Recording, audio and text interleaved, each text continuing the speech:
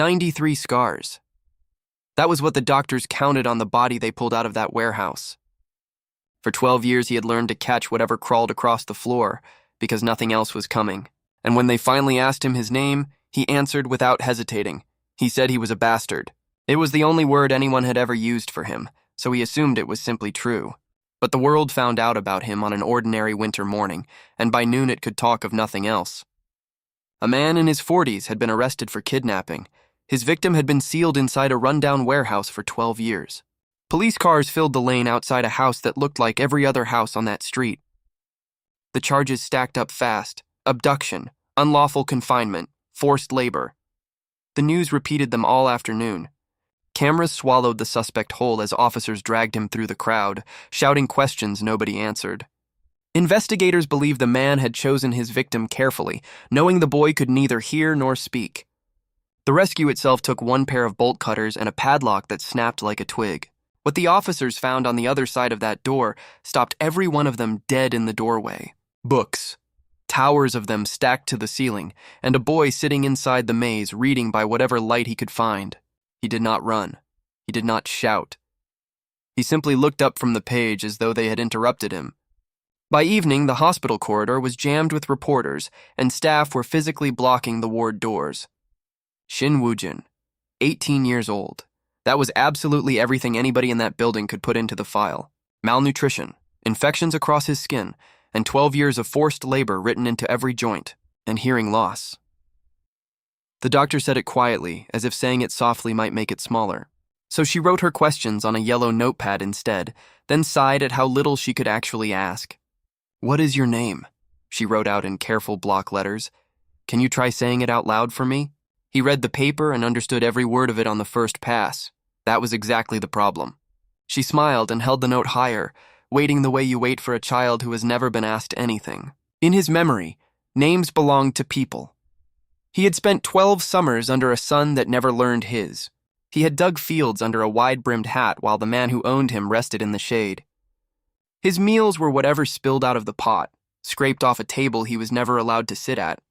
He had learned to eat fast, because slow meant an empty bowl and another whole night with nothing in it.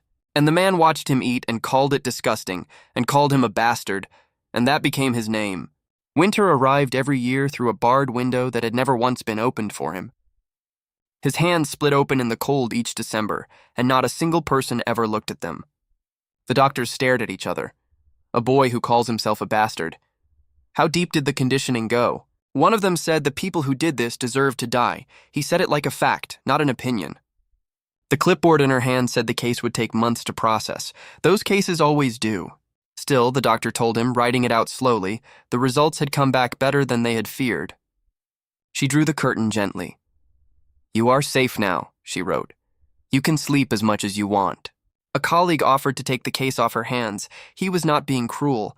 The boy was simply difficult. She refused. She wanted this one herself, and she was smiling when she said it. The door swung shut behind her, and the room was quiet enough that he could hear the building itself. Then the corridor exploded.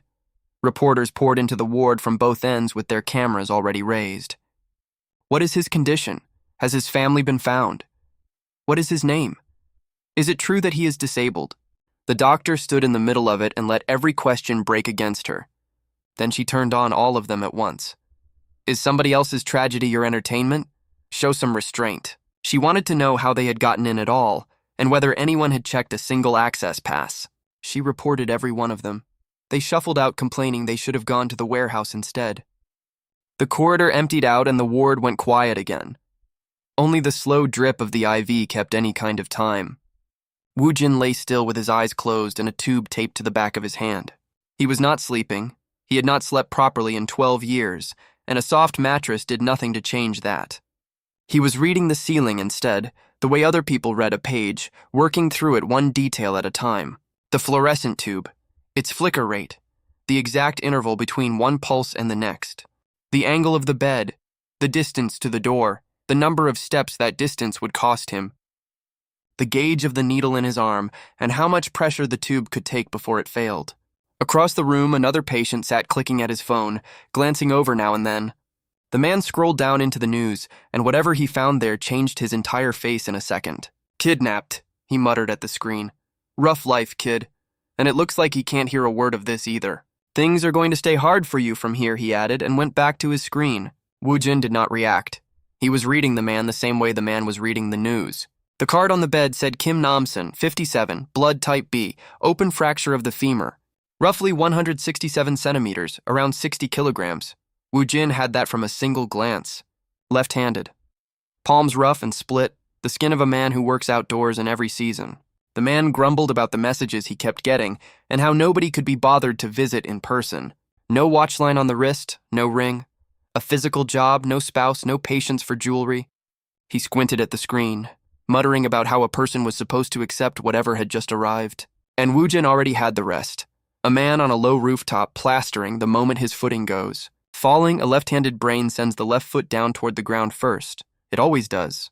The femur took the entire weight of the man at once and broke outward straight through the skin. Woo-jin could picture the scream that followed, even though he had never heard a scream in his life, and his mind was already listing the correct first aid, step by step, without being asked. Then he stopped himself halfway through the thought. Nobody in that room had asked him. Nobody ever had. The door opened again and the doctor came in with a notepad. "Did you get some rest?" she wrote out for him. Namsen snickered at something on his phone from the next bed over and rolled onto his side to face the wall. She set a tray down on the table beside him. "You must be starving. Come on, let's eat." "Fork and spoon," she said proudly. She had decided it would be easier for him that way. He did not look at the tray at all. He looked at her face and started working through it like a problem. The outer corners of her eyes dropped very slightly in a way almost nobody would have caught. Crow's feet formed. The cheek muscles lifted. Both corners of her mouth rose at exactly the same rate. Symmetrical, and therefore genuine, which meant, whatever else was true, that she did not see him as a threat. "Eat as much as you want," she told him. "Nobody is going to scold you anymore." He picked the spoon up slowly, the way a person handles something that might still be taken back from him. Then he tasted food that had been cooked for him instead of thrown at him. "It's only hospital food," she laughed, "so don't expect much, but eat plenty of it while it's hot." He ate faster, then faster still, until the sound of it filled the whole room. "Slow down," she said, alarmed. "You'll choke." He did not hear her, and he did not stop. The bowl came back empty, and so did the tray. Nobody in that room yet understood what they had brought in off that warehouse floor. He wiped his mouth with the back of his hand, and then sat up very straight again. Her hand had gone to her mouth at some point, and she had not noticed herself doing it. "Just how," she whispered, mostly to herself, "did you manage to survive all this time in there?" Her phone started buzzing against the fabric of her coat pocket, and she pulled it out one-handed. She answered it without once taking her eyes off the boy sitting up in the bed in front of her. "Doctor, Woo-jin's family has arrived downstairs." She was already on her feet before the sentence had finished. "Woo-jin," she wrote in enormous letters, holding the notepad up where he could not possibly miss it. "Your mom and dad are here." His mouth opened, and absolutely nothing at all came out of it. Mom. Dad. He had read those two words in 1,000 books and never once attached them to himself. Mom, dad, family. The syllables came out broken in a voice that had gone years unused. "Yes, that's right," she said, gathering the tray. "The doctor will bring them in very soon." She gathered up the tray, said something warm he could not hear a word of, and left the room. And he sat there facing the empty plastic chair beside his bed and did not move a muscle. On the wall above the door there was a clock, and he began to watch it. The time it takes for my mom and dad to reach me, he thought, and began counting. 1 second, 2 seconds, 4, 10, 30 seconds, a full minute, and the door had still not moved. 1 minute and 10, 1 minute and 20, 1 minute and 21, and the door had still not opened. And somewhere in that last second, he made himself a promise no doctor had offered him. He would find a way to hear their voices, whatever it took and whatever it ended up costing him. Somewhere down the corridor outside that room, a single footstep landed on the hard-tiled floor. He straightened his back up against the pillows and waited, both hands flat on the blanket. 2 sets of shoes were coming, one heavy and slow, the other sharp and quick. He had already worked out from the rhythm alone which of the two of them belonged to his mother. "The patient's stability is our absolute top priority here," the doctor was saying just outside the door. "We need to make absolutely certain that Woo-jin isn't startled by this." "Yes, doctor. Yes, of course." He heard none of it, not one syllable. He simply watched the handle and waited for it to move. "All right," the doctor said, loud enough for the people behind her. "We're coming in now."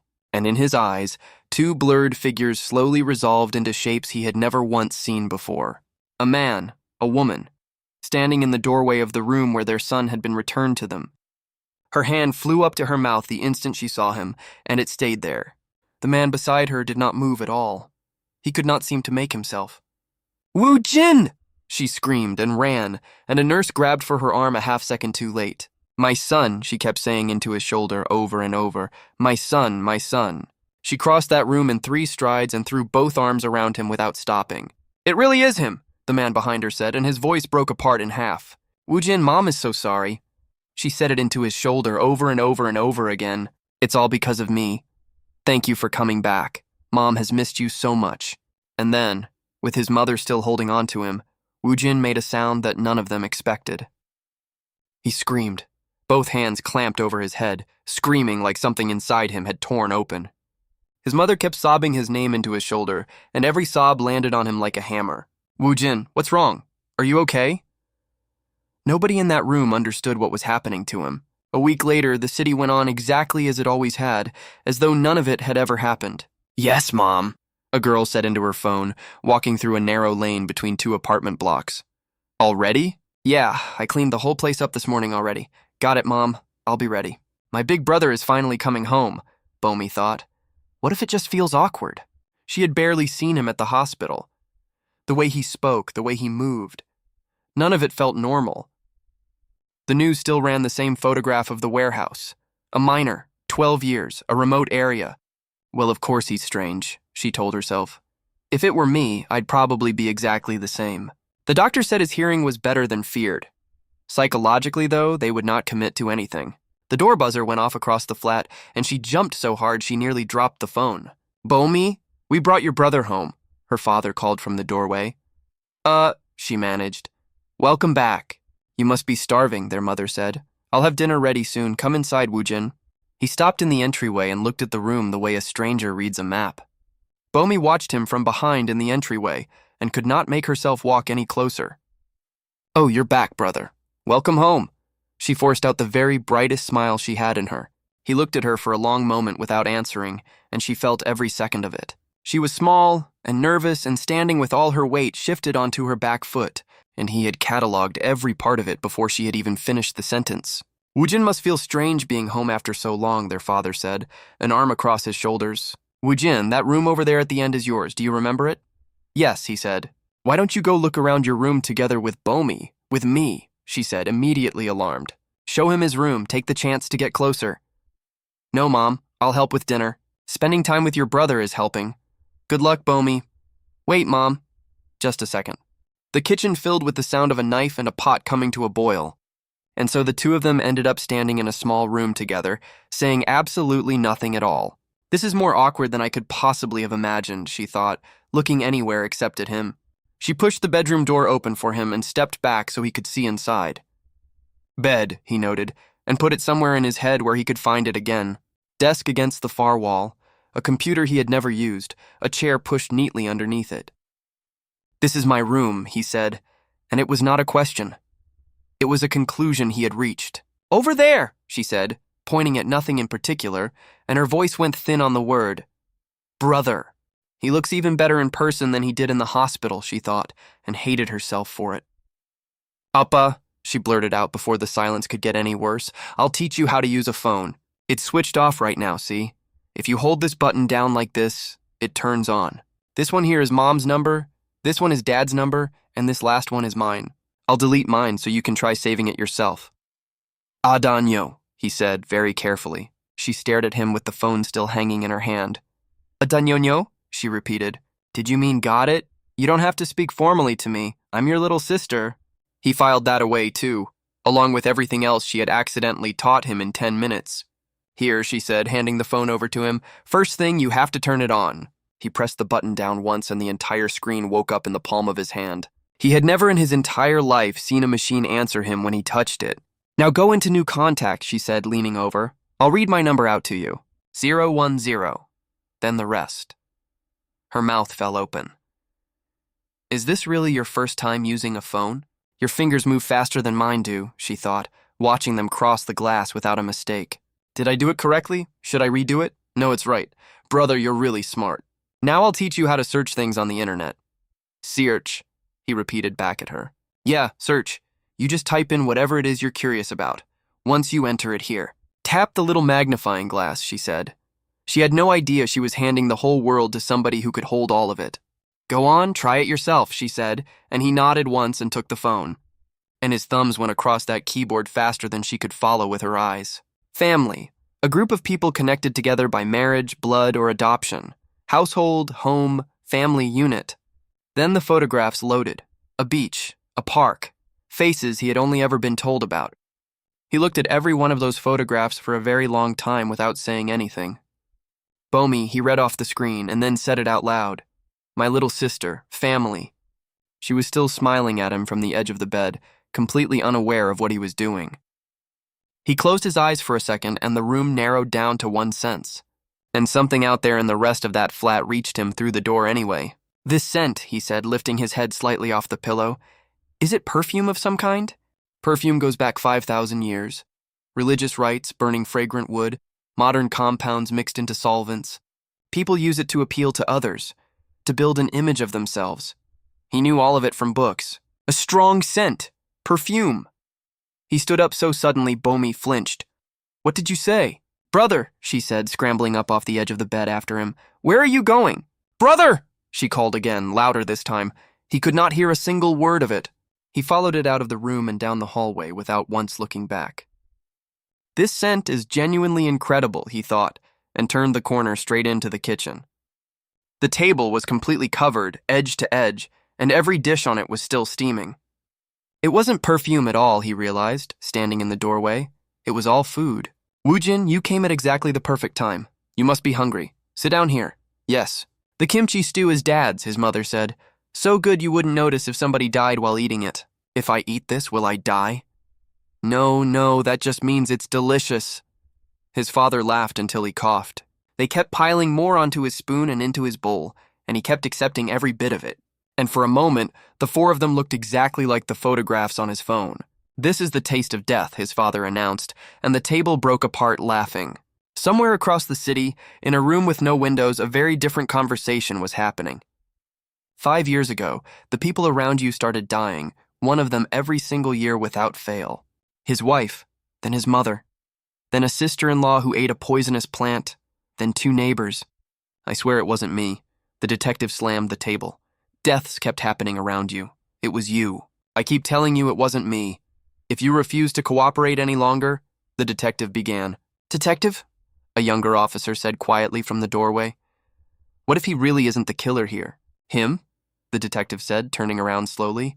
What exactly are you talking about right now? That bastard I fed and sheltered, the man screamed, straining against the chain. He killed them all! The man who had kept Woojin locked in a warehouse for 12 years was now accusing him of murder. Watch your tone. Sit down.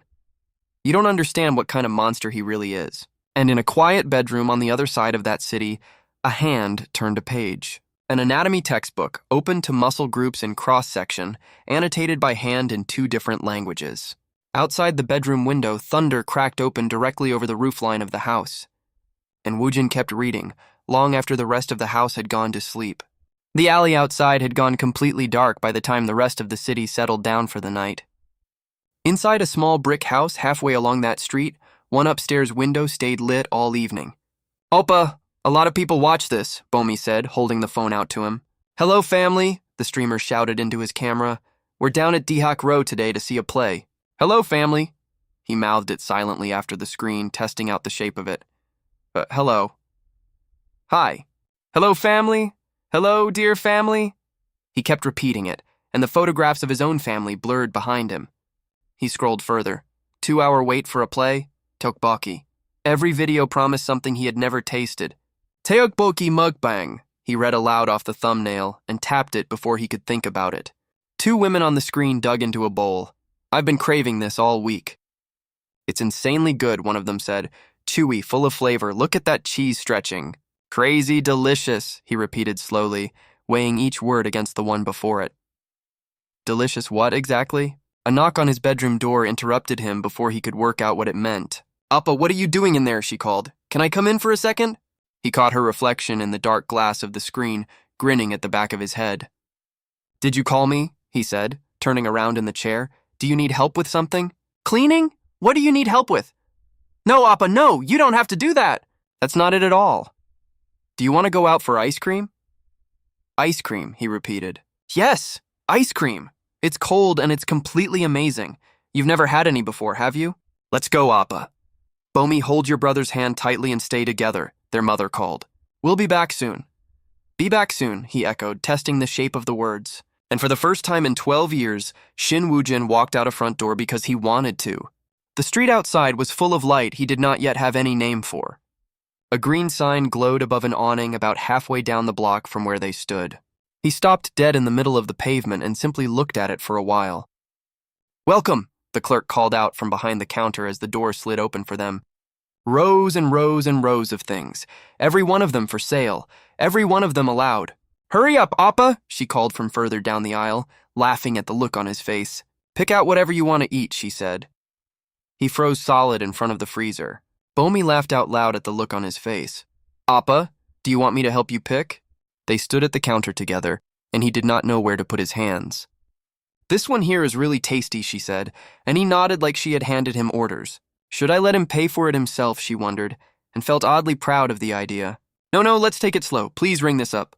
Appa, put yours down too." "Thank you very much," the clerk said behind them. "Have a nice day, both of you." Outside, 3 girls at a plastic table looked over at them. "Hey, look over there. Hold this part right here. This one? Yeah, that one. Hold it and then tear it open. He's seriously so handsome. Go on, ask him for his number. Hey, don't you dare embarrass me. Isn't that his girlfriend next to him?" Bomi heard every word and stood a little straighter. "Appa, just give it to me. I'll open it for you." Thank you," he said. "You really don't have to thank me for that," she said, shrugging. "I'm your little sister." "Here, try some of it," she said, holding it out to him. "It's cold and it's sweet." He put it into his mouth, and for one whole second, nothing at all happened. And then his eyes filled up before he had any idea why they were doing it. 12 years of scraps off a dirt floor, and this was what the world had been eating. "What's wrong, Appa?" she said, panicking immediately. "What is it? What happened? Are you okay? Does it taste weird? Is it too cold? You don't have to force yourself." "Tasty," he said. "Super tasty," he said again, in the voice of a man who has discovered a new law of physics. "Super tasty," she repeated, staring at him. "When did you even learn to say that?" "Slow down, Appa," she laughed, tugging at his sleeve. "You have to eat it slowly."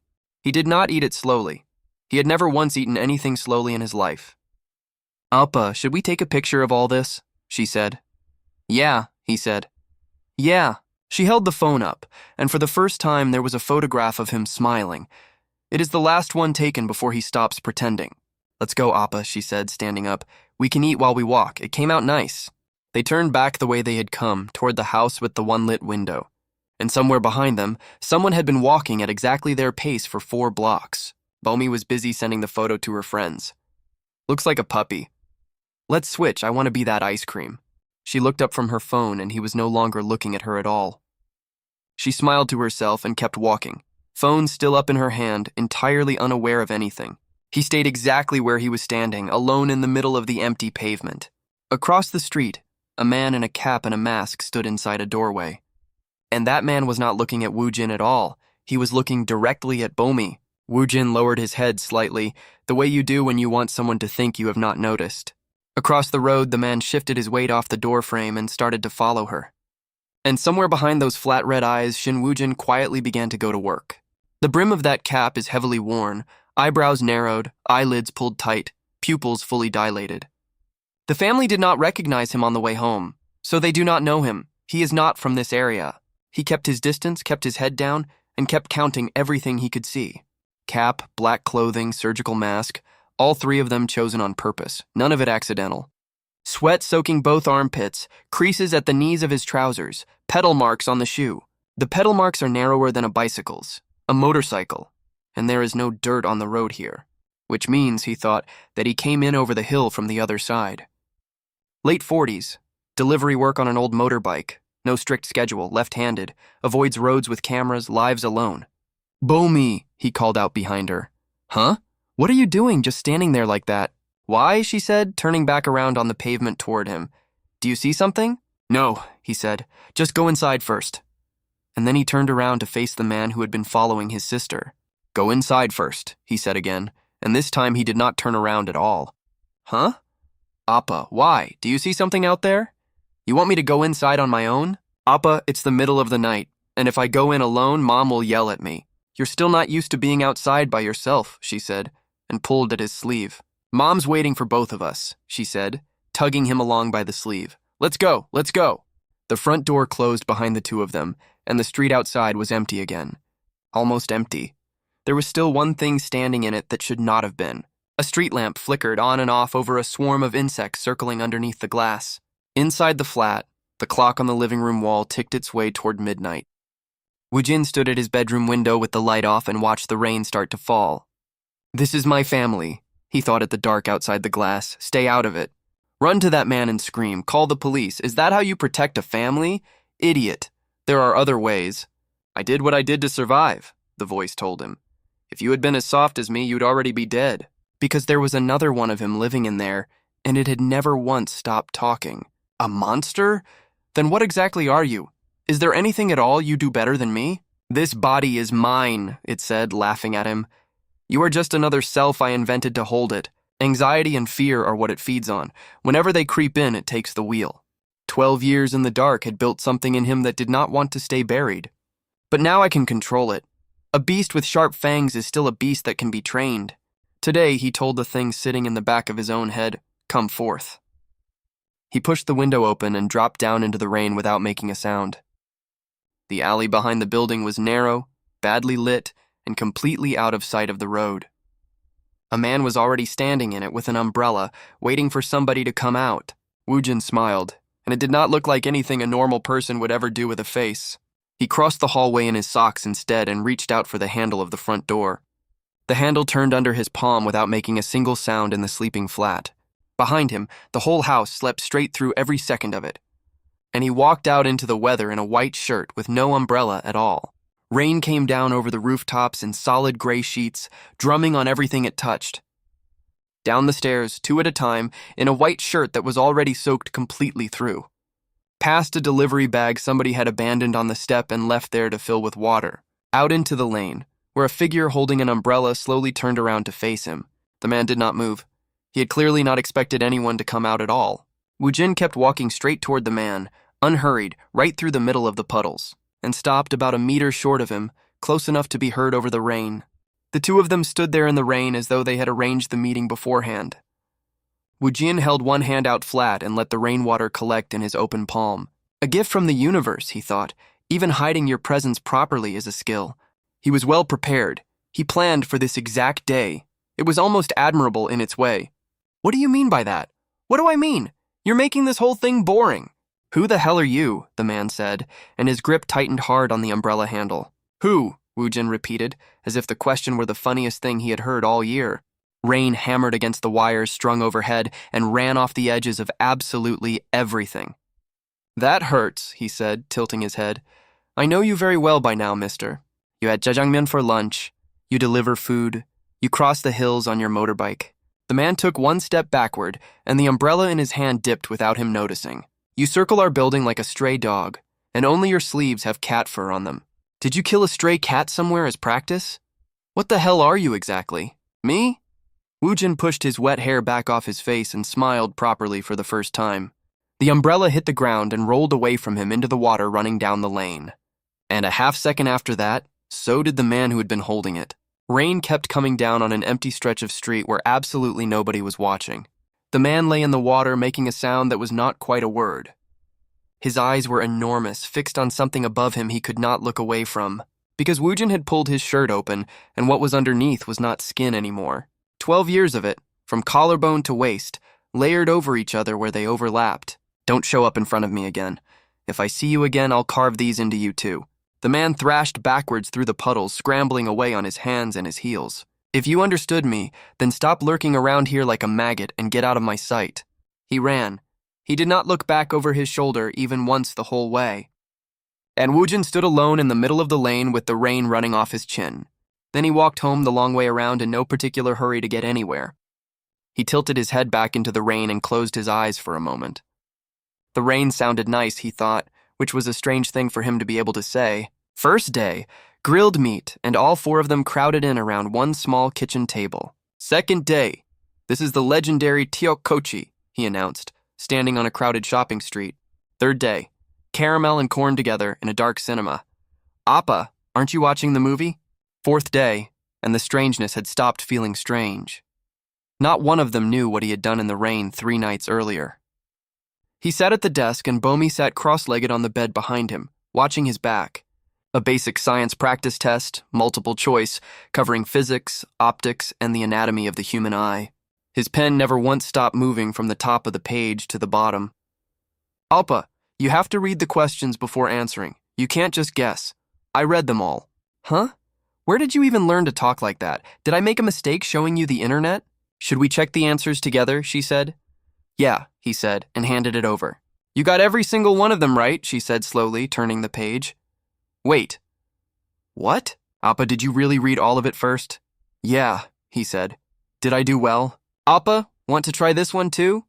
She dropped 2 thicker workbooks in front of him. Okay, he said, and pulled the first one toward him without any hesitation at all. And she watched him fill both of them at a speed that stopped feeling impressive and started feeling frightening.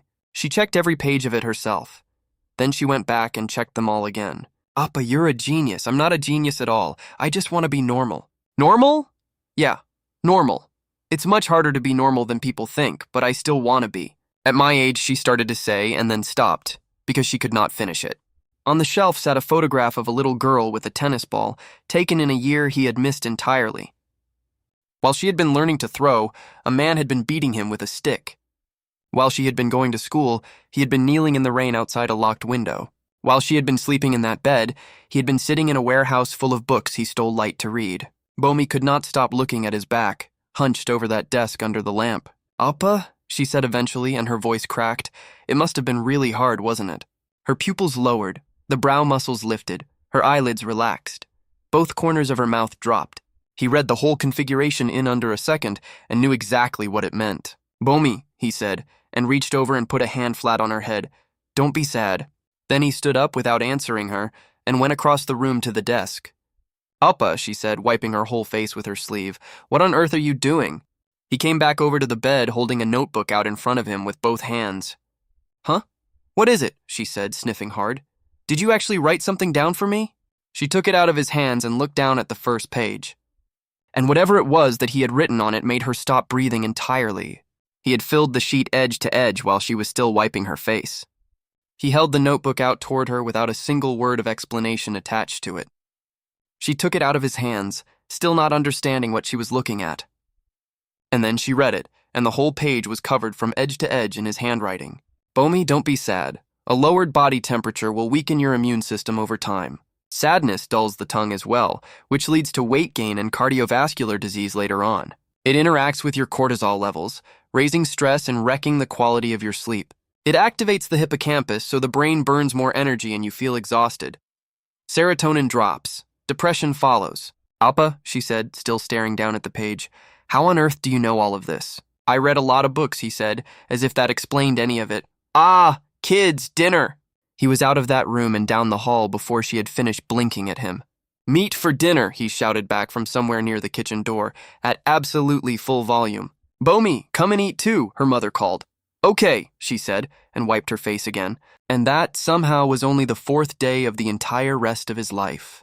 Night settled over the neighborhood again, and the windows came on one by one along the lane. All right, everyone, let's dig in, said the girl on the screen, and picked up her chopsticks. Guys, this is seriously delicious. He lay flat on his bed watching total strangers eat dinner. He had discovered mukbang 3 days earlier, and he had not been able to look away since. 10 servings at once, 15 packets of ramen, a whole pot of stew emptied out on camera. Mala soup he read off the screen and had no idea what any of that meant. Hello everyone, today we're trying mala soup. I already had dinner, so just a small portion. 10 full servings of mala soup, she announced. Let's start with the wide glass noodles. He watched her the way other people watch a fire, without blinking and without moving. She ate, and she smiled straight at the camera between mouthfuls. And then she kept eating. I ordered the very spiciest level they had, she said, and honestly it is insanely spicy. But it still tastes great, she added quickly. Now let's try the corn noodles next. Ouch, she said, dropping the chopsticks onto the table. Hot! That's hot! That's really hot! The texture on this stuff is incredible, she said, nodding hard at the camera lens. Now let's wrap it up in cabbage, she said, like a person following a script. And somewhere in the middle of all that noise and color, something snagged in him. He scrolled her channel, 120,000 subscribers, 16 videos, all of them eating. Hello everyone, today's menu is ramen, she said. First things first, let's boil some water. He stopped the video, dragged it back to the beginning and started it over again.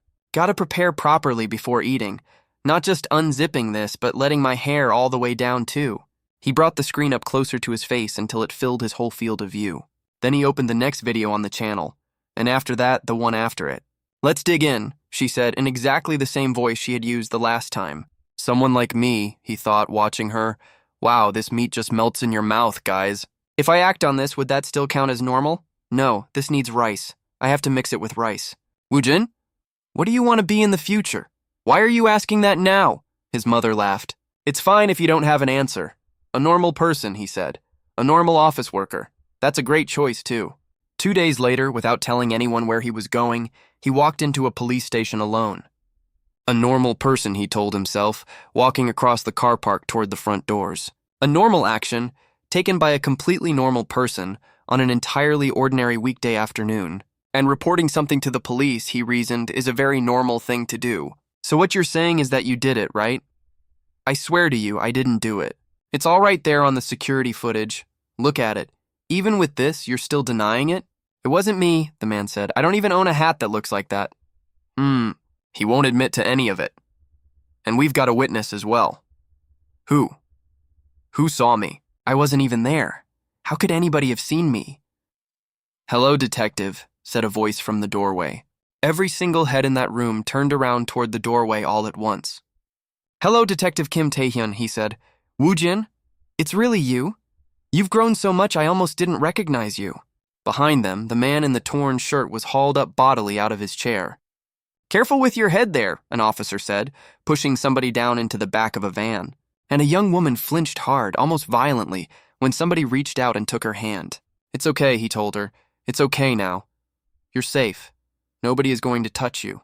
She was still holding on to something with both hands and would not let go of it. I'll make sure you get home safely, the officer told her, and she said nothing at all. Yes, thanks to you I've been well, Woojin said. You look healthy, and you speak so well now. Gishol, take this one down to holding for me. Got it, said somebody behind him. I'm telling you I didn't do any of it.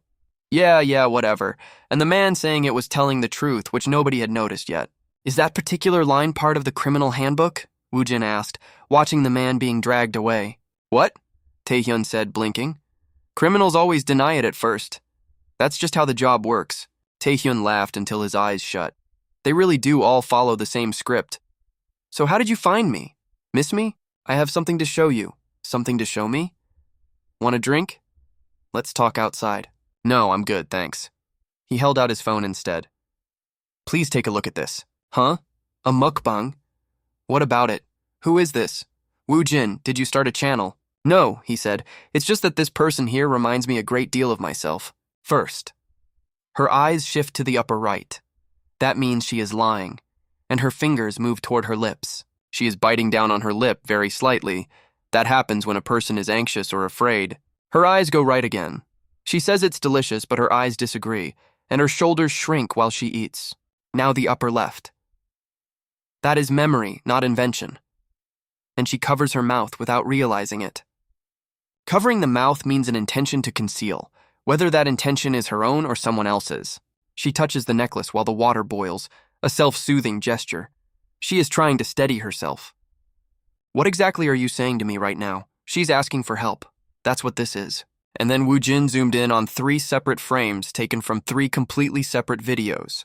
A hand closed deliberately into a fist, resting on a dark table in the corner of frame. A spoon angled on purpose against the rim of a bowl where the camera would catch it. Put every micro-expression together and it stops being coincidence. She is being held captive, exactly like I was. The detective went very quiet at that, and then stayed quiet for a long time afterwards. On the screen, the girl kept smiling and kept crying and kept right on eating. and her hand kept arranging objects into shapes nobody watching had been meant to read. First she used her hair, then her hair tie, now the background itself. She is getting braver every single time. "Woo Jin," he said finally, putting the phone down. "What exactly are you telling me here? The victim is likely in her early 20s, no family or a childhood bad enough to leave her without one. And whoever is holding her," he said, "is very definitely not doing it on their own. The ringleader is in his 20s, and there are others standing around him with their phones out. Woojin, I don't understand. Are you saying this person was kidnapped? Do you know them?" "No," he said, without any hesitation at all. "I don't know them. I've never met them. I was locked up for a long time too," he said. 12 years of it. That's exactly why I can recognize the behavior of somebody who is currently being held and confined. Detective, do you think coincidences can reveal the truth? What kind of nonsense is this? That outfit. Did your mother buy it for you? My mother bought the clothes I'm wearing too. Taehyun stopped moving entirely halfway through a step. What? He said. How did you know that? That was the first coincidence. The suspect you just arrested plays violin or viola as a hobby. That guy plays an instrument? Yes. And if I'm right, that would be the second coincidence. Woojin, do you want to be a profiler? No, I want to be an ordinary office worker. I'm only here to report something. The suspect you just sent down to the holding cells. Could you go and ask him about his hobby? If I turn out to be wrong, charge me with obstruction of justice. I'll take full responsibility for it. Obstruction of justice? No, we go back far enough. I can at least ask. Just wait here for a moment, he said, and put a hand on his shoulder. He walked off down the corridor, shaking his head at himself the entire length of it. What am I even doing right now, he muttered. That kid speaks so well now. He stopped halfway to the holding cells and looked down at the front of his own shirt. Did your mother buy it for you? How in the world did that kid guess that? Hey, he said, banging his palm against the bars. Yes? What is it now, what? Do you play violin or viola? Huh?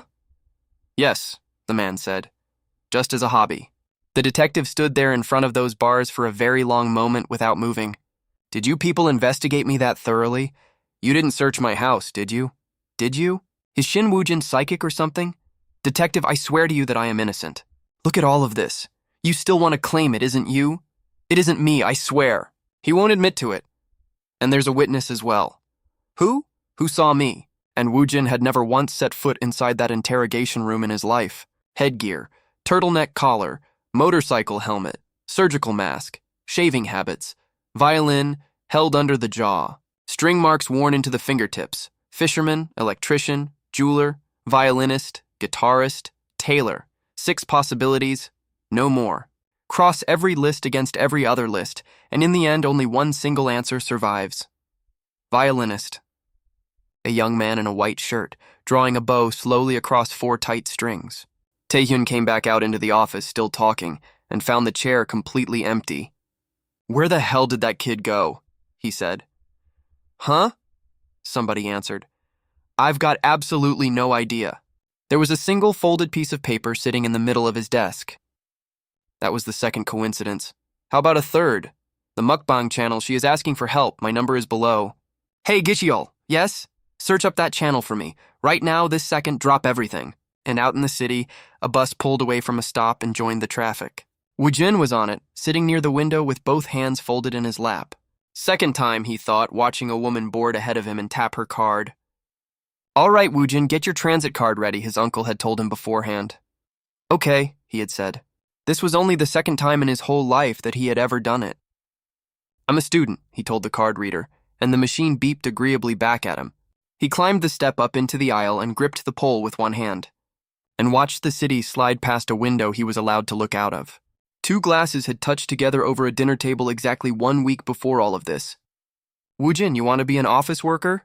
Yes, a normal one, like the company you work at. His uncle laughed. That's not exactly an ordinary company. But I hear you solve problems in seconds. Can I take a tour? Of course. If my nephew wants to see it, he should. When do you want to come? 4 stops from here, he thought, and settled back into the seat by the window. 6 minutes, 10, 7, 9, 32 minutes total, and he was never wrong about it. The towers came up over the road ahead of him, all glass and gray sky. Detective, I've arrived, he said into the phone, standing on the pavement outside the tower. Yeah? I'll be down in a second. This is SH Shinhwa General Trading, a genuine conglomerate. Suits streamed past him on both sides of the pavement, without a single one of them looking up. He watched them the way other people watch television, taking notes on all of it. Normal, he thought, watching them all, and yet the department head. My whole dream is to live normally. Woojin, you're here! His uncle shouted at him from the top of the entrance steps. You found it just fine. Why were you waiting outside instead of in the lobby? Hello? Thank you for letting me visit. Oh, it's nothing. A tour is the least I can do. Come on then, let's go inside, he said. Yes, said Woojin, and followed him up. The lobby swallowed both of them whole the second the revolving doors turned around. Is it fascinating? His uncle asked, grinning down at him. Yes, he said. It is. This is headquarters. We have branches all over the country. Gwangju, Pyeongtaek, Daejeon, Busan, Woojin recited. You already looked all of that up beforehand? Yes, he said, as though it were obvious. To live a normal life, I realized I need to know a lot. That's why normal is harder than it looks. A visitor badge slid across the desk toward him. He would walk out of that building having found something he was not looking for. There are 5 separate elevators here, his uncle said, still laughing at nothing in particular. Huh? Somebody said behind the two of them. Is that the department head's son? Hire him! Hello! Not his son, his nephew. I only came down to deliver something. A girl in a school uniform looked at Woojin and then did not look away from him. A high school student? His uncle repeated, blinking. What on earth is he talking about? Isn't it obvious from the uniform she's wearing? A high school student? First floor, said the display. Hire him, see you later. And Woojin was pushed into the elevator before he could answer. She stayed exactly where she was, watching the doors close on him. Enjoy your lunch. 7th floor, said the display above the doors, and then they opened again onto carpet. All right, here we are, his uncle said, holding the door. Let's go in and have a look. Whoa, Woojin said quietly, stopping just inside the doorway. So this is what an office is. Thank you very much, somebody said in Japanese. How's the weather there? This contract has been finalized. I'm so sorry. You should have canceled before the order was placed. Yes, of course. You're sending the email now? What exactly am I supposed to do with that? Woojin. So, how does it feel sitting there? Like an office worker? No, but I'll work hard to become one. Manager, we just got word the Saudi contract was canceled. I told you to schedule a meeting first. Call every single person into the conference room right now. Yes, sir, somebody answered him. Woojin, I'm sorry. I wanted to eat with you. Something urgent came up. It's okay. I'll go down myself. First floor, said the display again, and the doors slid open onto the busy lobby. The lobby was busy again, full of people moving in both directions across the marble. And she was standing in exactly the spot he would have to walk past to reach the door. So we meet again, do we? She said, stepping directly into the middle of his path. He said absolutely nothing at all, and simply looked at her for a moment. 11 in the morning. A high schooler shouldn't be here at this hour, and she wasn't intimidated by adults at all. They started walking together across the red carpet toward the entrance doors at the far end. Did you get whatever it was that the department head sent over to you, she asked. She walks confidently, blocks my path, controls the space like it belongs to her. Related to an executive, a senior one. Oh yeah, I got it, he said. Then goodbye, and he walked straight past her. Her mouth actually fell open, which was not something that happened to Lee Hiram very often. Wait, shouldn't you be sitting in a classroom right now at this hour? Are you skipping school? I don't go to school at all, he said, without slowing down for her. What? Then I'm leaving. Hey, wait! Why do you keep stopping me? I don't like wasting time. I don't see any benefit in talking to you, he said, so please stop bothering me. Dismiss people like that, and they immediately feel a desperate need to prove their worth to you. Her jaw set, and something in her whole face changed completely. What if? She said slowly. I hate spending time on things that give me nothing. I don't think I'll gain anything from talking to you. What if I happen to be the daughter of the chief executive of this entire company, as expected? At times like this, I should put on an expression, eyes slightly wider, lips just barely parted. Oh, really? Do I look any different to you now? She asked, and there was steel underneath it. He let her circle all the way around in front of him and then stopped where he was. After revealing her identity, she inspects me openly, as if I were beneath her. Then she takes her face back under control. So you really don't go to school at all then, she said. Yeah, he said. That's actually great. I'm bored today. Do you want to go and hang out with me? Her dilated pupils drift up and to the right. The corners of her eyes droop. Her lips curl like a sneer. Agreed, he concluded, Plain and simple. She sees me as a toy she has just found. But that particular arrangement, he thought, quite happily works in both directions at once. Because greed is exactly the thing that turns a person into a marionette on strings. I haven't eaten yet. Want to get something? She doesn't give me a choice, sure. High chance she's a narcissist, he decided quietly, and followed her out through the doors. I know a great place not far from here, she said. Let's just go there instead. Where exactly is it? He asked. You'll find out soon enough if you just follow me. She doesn't even give a location. The world revolves entirely around her and always has. The restaurant was the kind with white cloth on the tables and no prices printed on the menu. If you're not in school, are you training to be an idol? That's not it, right? No, he said, and left it there. Then what exactly is it that you do? I'm preparing for the equivalency exam. What about you? Why aren't you at school right now? I got early leave because of that day. Her pupils shift left. Possible lie. She brushes her hair back. Stress response. That day? He asked, without any change of expression on his face whatsoever. Ah, you mean the shedding of the uterine lining in response to a change in hormones? What the hell are you even talking about right now, she said, staring at him. Would the two of you like to order? Said the waiter, appearing at the table. 2 of the S-course meals, please, she said without looking up. Understood, said the waiter. She doesn't give me a choice here either. A strong desire to dominate other people. Ah, by the way, what's your name? She said, over the soup. Wu Jin. Shin Wu Jin. That's not a bad name at all, actually, she said, sitting back. I'm Lee Hiram. The dishes began arriving at the table one after another, without either of them ordering more. She spent most of the meal looking down at her phone instead of at him. Do you always talk this little to people you meet? She asked. Yeah, he said. Boring, she announced to the room. I'll serve the soup first. Oh my God, sorry. I'm really so sorry, you must have been startled. It's fine, Hiram said, entirely without warmth. She's sensitive, he noted quietly. Nothing has actually happened here at all worth reacting to. I already told you what it was, that day. That day? He repeated back at her. High chance she's lying about it, he decided. And then something snapped loose in her hair.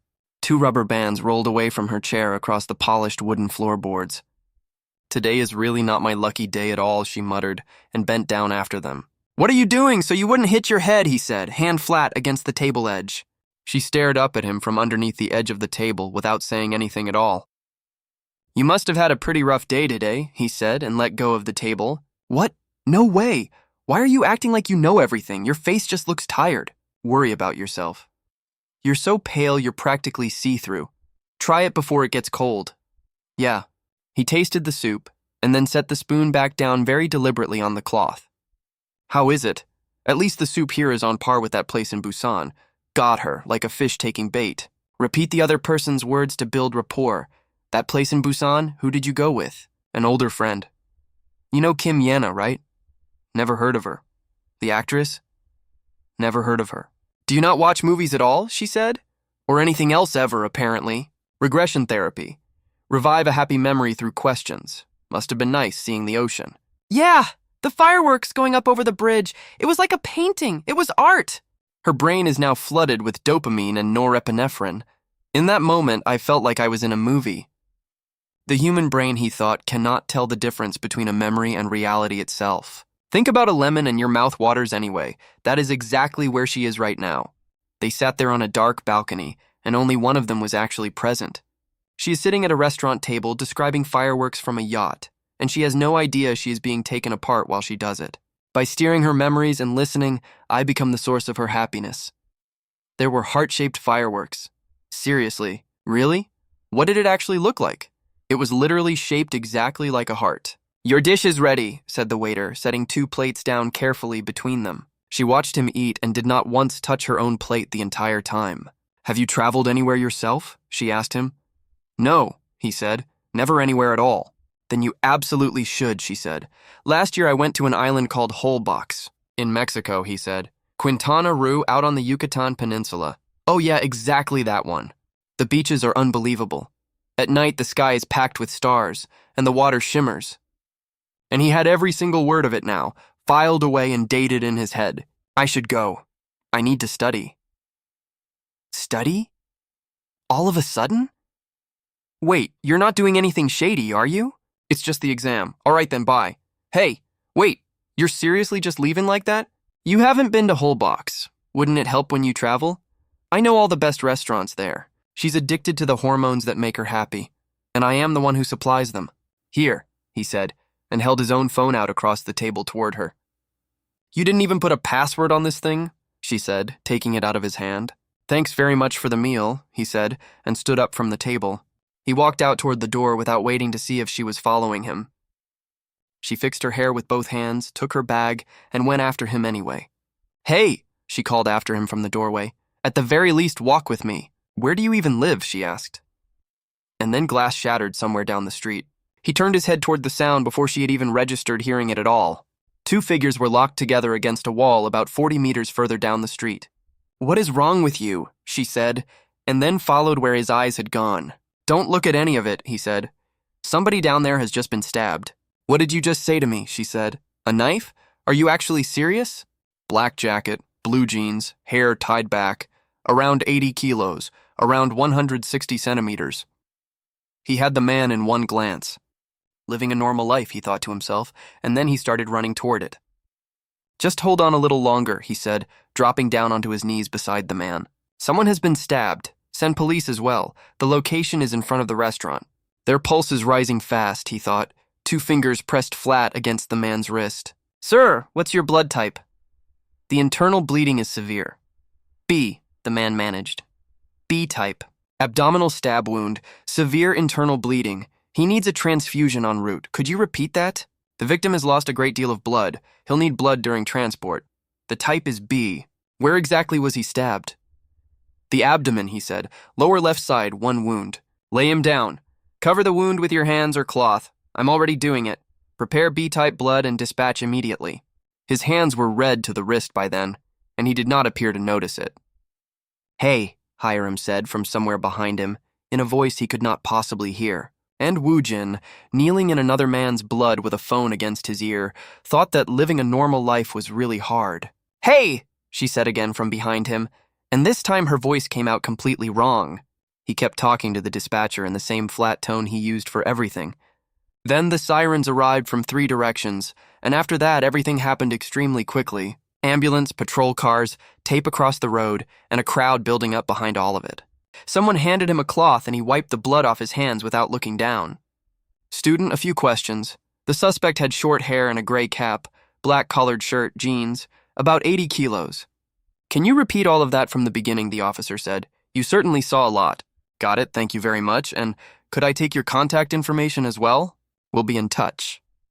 This must be her first time experiencing anything like this, he thought. She was still seeing that knife every single time she closed her eyes for a second. But for me, he thought, her state of mind right now is a perfect environment. A child learning to stand up on her own takes exactly one step and then stops. That's right, well done, my daughter, well done, look at you go. When something shocking happens, a person stumbles and does not know what to do next. Don't cry, you did great. Like a parent, I can comfort her immediately, and right now there is nobody else who could take my place. You were shocked by all of that, weren't you? He said. But it's okay now. Huh? Yeah. Luckily, the victim doesn't seem to be badly hurt. You really don't have to worry. The culprit never even saw our faces, and there are cameras all over this street. He'll be caught. That night, on a hill above the city, the lights of a very large house were still on. A bedroom roughly the size of the entire flat that he had grown up trying to remember. A living room with the whole city skyline laid out flat across one enormous window. And somewhere down the hall from all of it, a shower running at full pressure into marble. Hiram stood underneath it with both hands pressed flat against the sides of her head. She kept touching her own throat with her fingertips, as if checking that it was still there. Don't look at it, his voice kept saying. They're not seriously hurt. Don't worry about it. She closed her eyes and let the water come straight down onto her upturned face. And she still could not make the sound of that street stop playing in her head. Later, wrapped in a towel, she wandered around her own house like an uninvited guest. Afterwards, she scratched at her wet hair with a towel draped around both shoulders. Crossed the dressing room barefoot without bothering to turn on any of the lights. Sat down in front of the mirror and looked at herself in it for a while. And then stared at absolutely nothing at all for a very long time indeed. Come to think of it, she said out loud, I never actually got to ask him. Across the city, in a building maybe a 20th of the size of that one. One window. One desk lamp, one boy lying flat on top of the covers with a phone. Try adding a pinch of MSG in here. Is MSG genuinely the seasoning of the gods? It's seriously delicious, guys. Seriously delicious. Seriously fun. He was collecting the phrases like loose coins. Premium beef, grade number 9, 6 different cities compared side by side on a single camera. One day he thought with total and complete seriousness, I am definitely going to try this. Then a notification slid across the top of the screen and covered the video. Lee Hyerim. He looked at the notification for a while without doing anything about it at all. 10:16 at night, according to the little clock in the corner of the screen. Did you get home safely tonight? Is everything okay with you over there? His thumb hovered over the keyboard for a second longer than it strictly needed to. Seriously, he wrote back after all that. I'm totally fine over here. What? She wrote back almost immediately, and then nothing else came through at all. I should probably get some sleep now, he added a moment later. Good night. And then he went straight back to watching a total stranger describe marbling on a steak. Lee Hyerim isn't done eating yet and it's 10 at night, he noted and scrolled on. The next morning came up completely clear over the whole neighborhood. The 4 of them ate breakfast together at exactly the same table again.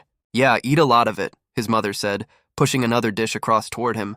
Then the 2 of them walked out into the lane together, exactly like anyone else. Exam prep books, past papers, short-form summaries. He worked his way through every single one of them. He caught an entire stack of them out of the air before they could hit the floor. Keeping your phone close is a golden rule of everyday life. In about 4 minutes, that habit is going to matter more than he knows. Lee Hyerim, hey, the screen kept saying, lying face down on the desk. Ignoring messages is also a part of everyday life, he decided, and kept right on writing. Outside the window, a small bird landed on the wire and folded its wings away. It sat out there in the sun for a while, entirely unbothered by anything in the world. A peaceful, ordinary day, which was the only thing he had ever actually wanted. Since living a normal life is difficult, he thought, you simply have to work harder at it. Then an unknown number lit up the screen, sitting face up on the desk beside him. Hello? Hi there. This is manager Kim Mi-young calling from a capital lending firm. I'm calling you today regarding business loans and emergency fund lending options available now. Did I just win something? He said, sitting up slightly against the headboard. Because there is a correct way to handle a scam call, and the internet had taught him that too. I need about 100 billion won. Is that possible? Keep a serious face. What? The line went dead on the other end extremely quickly after that particular question. Good thing I learned how to handle these properly, he thought, entirely satisfied with himself. Then the phone rang a second time, less than a full minute later. A landline this time, with a Seoul area code sitting in front of it. Hello, said a voice on the other end. This is regarding a police report you filed. Excuse me, are you Shin Woo-jin, the student who reported the stabbing? Yes, that's right. Are you okay? I'm fine. We'd like you to come in and give a brief witness statement. He put his shoes on at the door and stood there with his hand out. Light spilled out of the flat behind him and into the dark of the hallway. And he stood there with his hand on the handle, longer than he needed to, because for 12 straight years, there had never once been anybody waiting for him to come back. I'll be back, he said into the flat, loud enough for all of them to hear. And this time, he thought, standing there, I won't be late the way I was before. I will come back every day without ever being late. Welcome home, son. I'm starving. The sky over the whole city had gone completely the color of iron by then.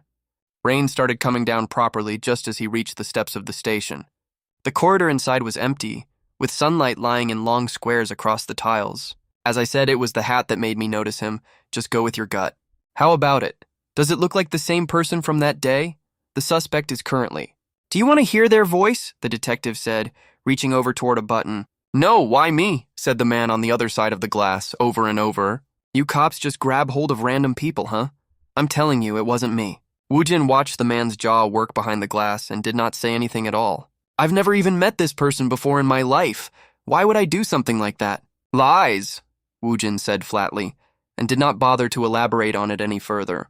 You're a terrible liar, the detective was shouting. That's obvious. Is this enough proof for you? Here, he said, sliding the laptop over. After hearing all that, what do you think? He's definitely lying to you, Woo-jin said, and there was nothing at all in his voice. And outside the window, the rain started coming down a great deal harder than before. I swear it isn't me, the man kept saying over and over, to nobody who believed him. Tae-hyun stood at the back of the room with his arms folded across his chest. Here, he said again, turning the screen around. After hearing that, what do you think? That guy is definitely lying to you, Woojin said without hesitating over it for a second. Right? Doesn't he seem exactly like the culprit to you as well? Yes, he said. I was just out taking a walk around my own neighborhood, the man kept insisting. He keeps touching his nose. Lying releases catecholamines, which raise blood pressure around the nose and eyes and make them itch. Biting the lips, touching the face repeatedly. In danger, a person freezes, runs, or fights. He crossed his legs underneath the table slowly and then went completely and utterly still. He chose to freeze. Stress on its own could do that even to a genuinely innocent man. But statistically, that body is telling all of us that it is afraid of being seen through. What's his educational background, huh? Why do you ask that? He's got a master's degree. The more educated somebody is, he said, the more weight they put on logical evidence. Did you mention a witness? No, not yet. Woojin only saw him from a distance, didn't he? Tell him there's a witness and he'll confess. That man is the culprit. Can I go now? Oh, sure, go ahead. So you're saying he's guilty? Yes. Then take care of yourself. Do you want me to walk you out to the road? I'm fine, thanks, he said. There's no evidence at all here. Who saw my face? There isn't any witness. There can't be. Somewhere behind him in the office, a camera shutter clicked once and then stopped. Mr. Kim Young-bae, a witness has come forward and placed you at the scene. A witness? And the entire man came apart all at once, right there in the chair. Outside the station, the patrol cars sat in the wet with all of their lights off. The city carried on somewhere above and around every one of them, exactly as before. Woojin stepped back out through the doors into the gray of the afternoon. He sighed, which was not something he did very often at all in front of people. I wonder what the jjajangmyeon at a police station tastes like, he thought. Would it be amazing? Super delicious? One day, he decided, standing there on the wet pavement, I'll definitely try that as well. Then he took his phone out of his tracksuit pocket and checked the screen. Hiram, hey, hey, hey, hey, hey, hey, hey, hey, hey, hey, hey, hey. He typed a reply back with one thumb, standing in the middle of the street. The culprit got caught this morning, he wrote. You can relax about the whole thing now. In a classroom on the far side of the city, her phone lit up on the desk. Hiram, where do you get your hair done? Did you change your bag? What shade is that lip balm? When did they catch him? Why are you only messaging now? I was busy ignoring you. She put her whole hand flat over her face in the middle of the classroom. It's almost over. Get home safe. How did you even know? What are you doing now? Taking on a challenge. The restaurant had red lanterns hanging outside and a menu written in 2 different alphabets. Life is a series of challenges, he explained. If an opportunity appears, you take it. 20 minutes to finish everything. Fail or throw up and you pay 20,001. The portion has no ceiling on it, he explained. The critical factor here is leptin. Fat cells release it while you eat, and it tells the brain you are full. So finish before the message arrives. Just let me know whenever you're ready to start, said the man in the apron. I'm ready, he said. Then let's begin, said the man and started the clock running. What followed after that was not eating in any normal sense. It was closer to demolition work. Eat 1 slice at a time, somebody shouted at him from the counter completely uselessly. Hiram watched the entire thing happen with both of her hands clamped over her mouth. Whoa, she said, jumping back in her seat as something hit the table beside her. And then the bowl came down onto the table completely, absolutely, entirely empty. Success. I should ask Bomi to compliment me. Wait, are you trying to become a YouTuber or something? How did you even eat all of that, she said. This is insane. Seriously, this is insane. No, that is not normal, she said. And finishing all of it wasn't normal either? This place is amazing, he told the owner. Thanks for the meal. Please come again. You seriously have room for a latte? Dessert after a meal is mandatory when you're with a girl. You do realize you're weird, right? But strangely, this is kind of fun. Isn't this normal? They walked back through the shopping street in the last of the sun. Only one of them knew a car had been following them for 2 blocks. Oh, that's sweet. You seriously need to stop watching videos. The way they talk is just... Wow, this is insanely good. She put her face into both of her hands again. A car door opened at the curb beside them without either of them touching it. I'll drive you home, hop in, it's fine, I want to walk a bit to digest. All right then, he said, already turning away up the pavement. See you later sometime. A driver in a black suit waited behind the wheel without saying a single word. Weird, she thought, watching him through the tinted glass as the car pulled out. And unusual, she added, and could not decide whether she meant it as a complaint. Back home, the lights were still on in a small brick house on a narrow lane. Now grill it on a medium heat for about 5 minutes. That looks so good. An unknown number lit up the screen while he was still lying there watching. "Did I just win something again?" he said, mostly to the empty room around him. "Hello?" said a voice on the other end of it. "Is this Shin Woojin's phone?" "Yes, and who is this? Another loan offer? More voice phishing, is it?" "It's me, Hyung." "Hello," he answered anyway. "This is Detective Kim Tae-hyun speaking. Is this a good time?" "Yes, go ahead. It's about what you told me. That mukbang channel." "Exactly as you said. The victim was 20, and the attackers were not one person. They were a group. They all met through a runaway crowd. The victim ran away often, so the family stopped looking. Locked up, filmed, uploaded, and nobody would ever question it. That is precisely why they picked her." "You saved someone's life. How did you even know? You don't have some kind of power, do you?" "Yes, she made it home safely." "Woojin, thanks to you we closed the case. Let me buy you a meal." The opportunity was created exactly as planned, he thought. Would it be possible to have meat instead of just a meal? "Of course. What do you want to eat? Just say the word and it's yours." "Top grade Hanwoo," he said without a second of hesitation. "Number 9, please." "Of course," the detective said, laughing down the line. "What do you want to eat?" "Name it." "Yes. Hanwoo, a double plus grade, number 9 sirloin, if that's all right with you." "Hanwoo what?" the detective said. "You mean the beef soup with the noodles in it?" "No," he said again patiently. "A double plus grade. Number 9 sirloin, specifically that one." "A double plus? Never heard of number 9 before." All right. You did something impressive, so beef it is. When should the two of us actually meet up?" "How about this coming Saturday, then?" "Okay," he said, writing it down in a notebook. "I'll keep my whole schedule open for it." And on Saturday, he walked out into the city with exactly one thing on his mind. "Today is finally the day for Hanwoo a double plus number 9. Will it taste like heaven?" "Excuse me, just a moment, yes?" he said, turning. "I'd like to ask you something. It's just that you seem to have a great deal of good fortune about you." "Fortune?"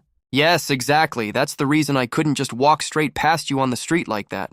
"Do you mean luck, blessings, or good fate?" "Exactly. We study these things, and your energy is so bright. There are many kinds of study." "What kind?" "Well, we mainly focus on the principles of the universe." No, that's not it. You know the saying, mountains are mountains and water is water? A mountain is a highland area densely populated with trees. Water is H2O.